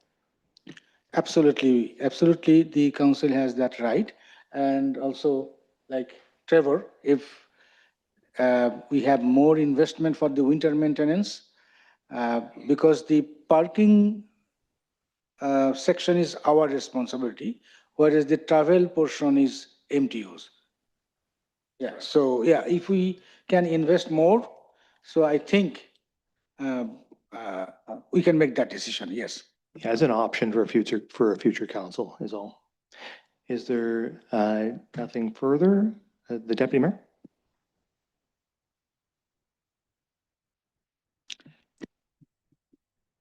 I don't understand what you mean about the highway is cleared completely.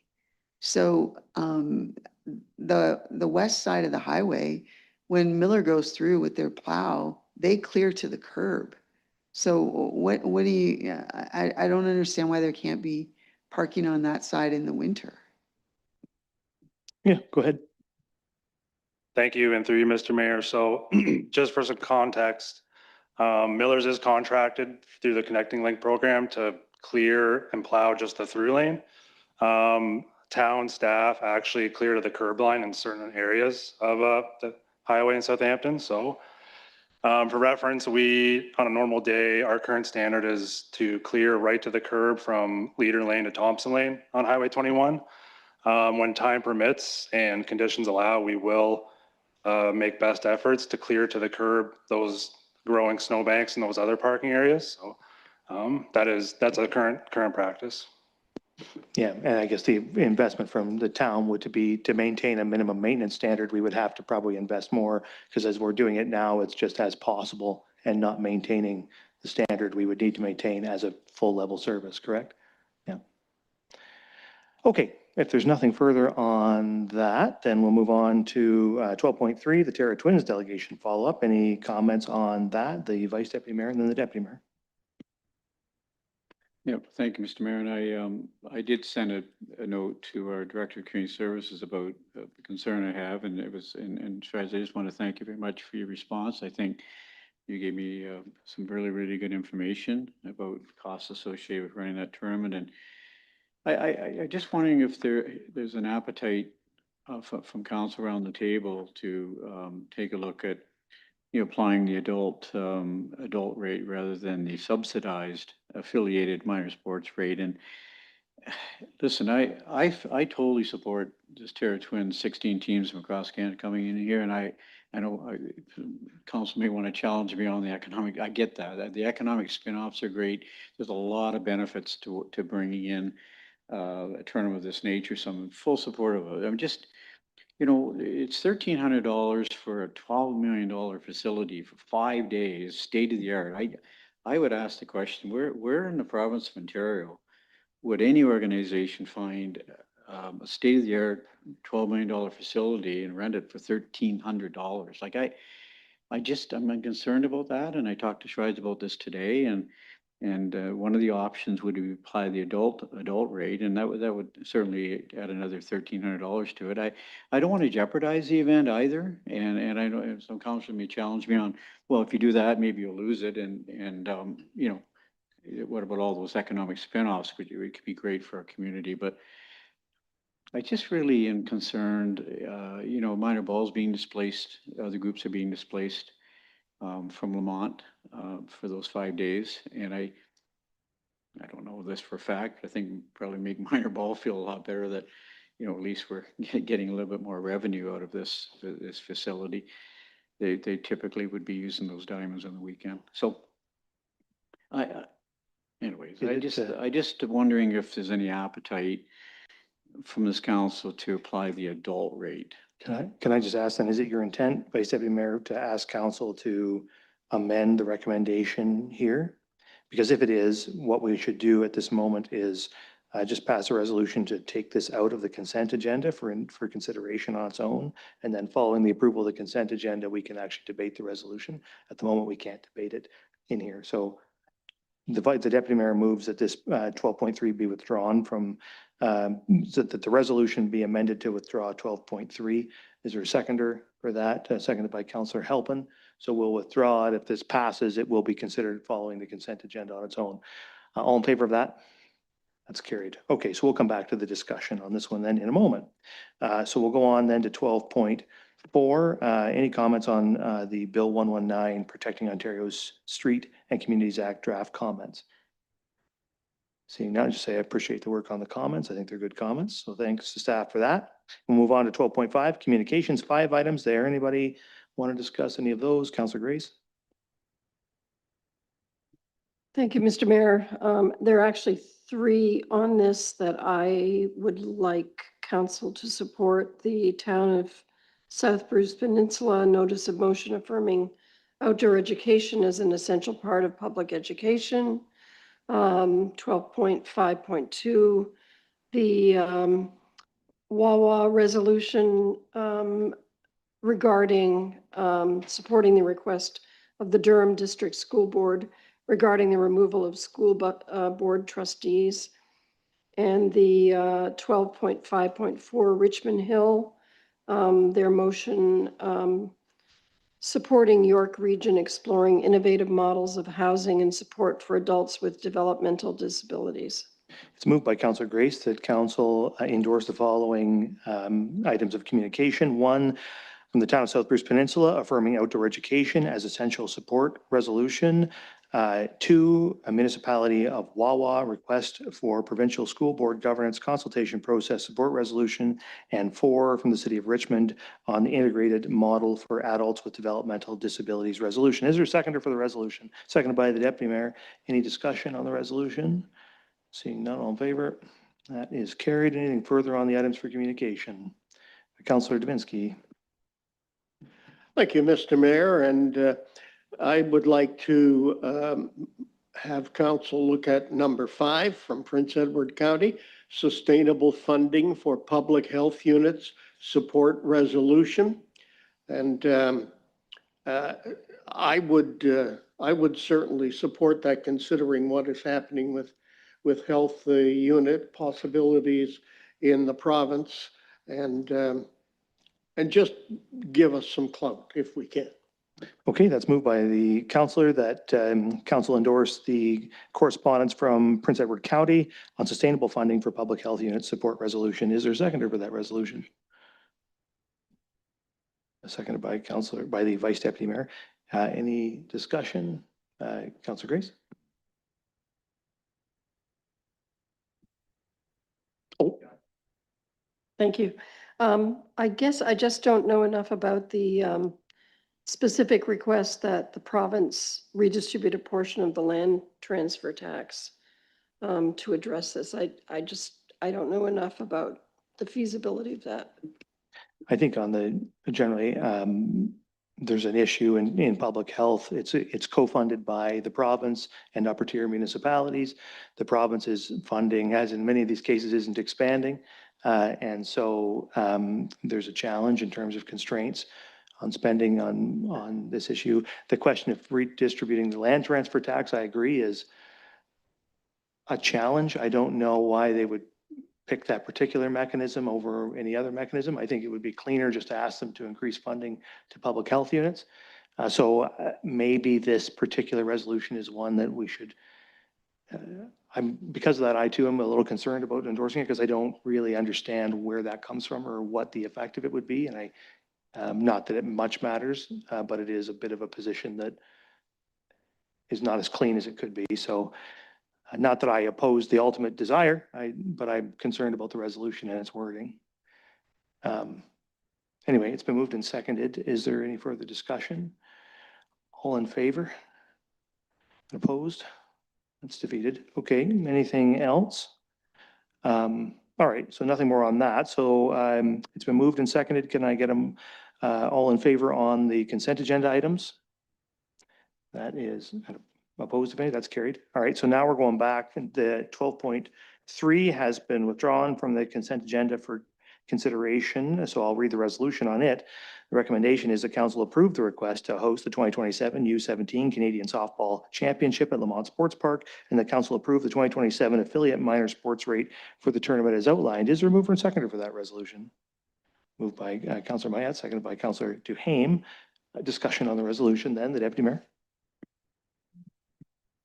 I won't be supporting that. I would rather that we use the other fee, the adult/other fee. It's a tournament. I appreciate the potential and all of that. However, it's a tournament that at the moment, no team from Saugeen Shores would ever even be able to play in it because our teams do not play that kind of baseball. So I think it would be appropriate to charge the other rate. They're not from our community. Our community may benefit. Yes, our community can go and watch, but our kids couldn't play in this tournament. So I think they should be charged the other rate. And I would support that. I also just think that it should be, and I realize it says 2027. I think it should be very specific that it's for 1 year. And I know the report suggested that, it would have to come back. I think we've got just a wonderful group of girls and boys playing softball and playing fastball or hardball. You know, that they have potential. There was just some stuff at Lamont this past weekend and 2 teams from here came out ahead with gold medals. I think we've got lots of potential on our own, and I wouldn't want to have anybody think that the field is tied up. The fields or diamonds are tied up beyond 1 year without some pretty serious consideration. But I think we should be charging the full rate. I would just note that what essentially we're doing by giving them the affiliate minor rate is making a donation to the event. And I think if we're going to do a donation to or a contribution, then it should be positioned in that way rather than giving them a discount rate for the use. If they need support or are looking for support from the town of Saugeen Shores, they should come with a specific ask in a similar way that the curling events have done or all the other events they've come, they've asked for support. This is a big event outside people. It's a great event, I think. It would be great to host it. Just like hosting the battle is going to be a great event this fall, right? But they came and they asked us for a contribution and we agreed to that. So I think that's the way to do it with a formal request for them rather than giving a discounted rate up front. So from my view, we should charge the full rate. And if they believe that they need a donation from the town of Saugeen Shores or would like to ask for one, they can just come to council and we can consider that.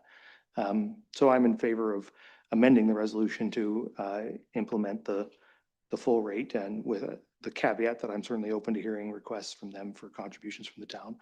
Can I say that's moved by the deputy mayor to amend the resolution that council approve what should I call it? What should I call it? The adult rate? The adult rate or other? Then the deputy mayor moves as or seconded by the vice deputy mayor. So this is an amendment to the resolution. Any discussion to the amendment? Seeing none, all in favor? That's carried. So now we'll consider the resolution as amended. Any further discussion? Seeing none, all in favor? That's carried. Okay. So now we're moving down to bylaws. There are 5 bylaws there for consideration. Anybody want to have any of those bylaws considered on its own?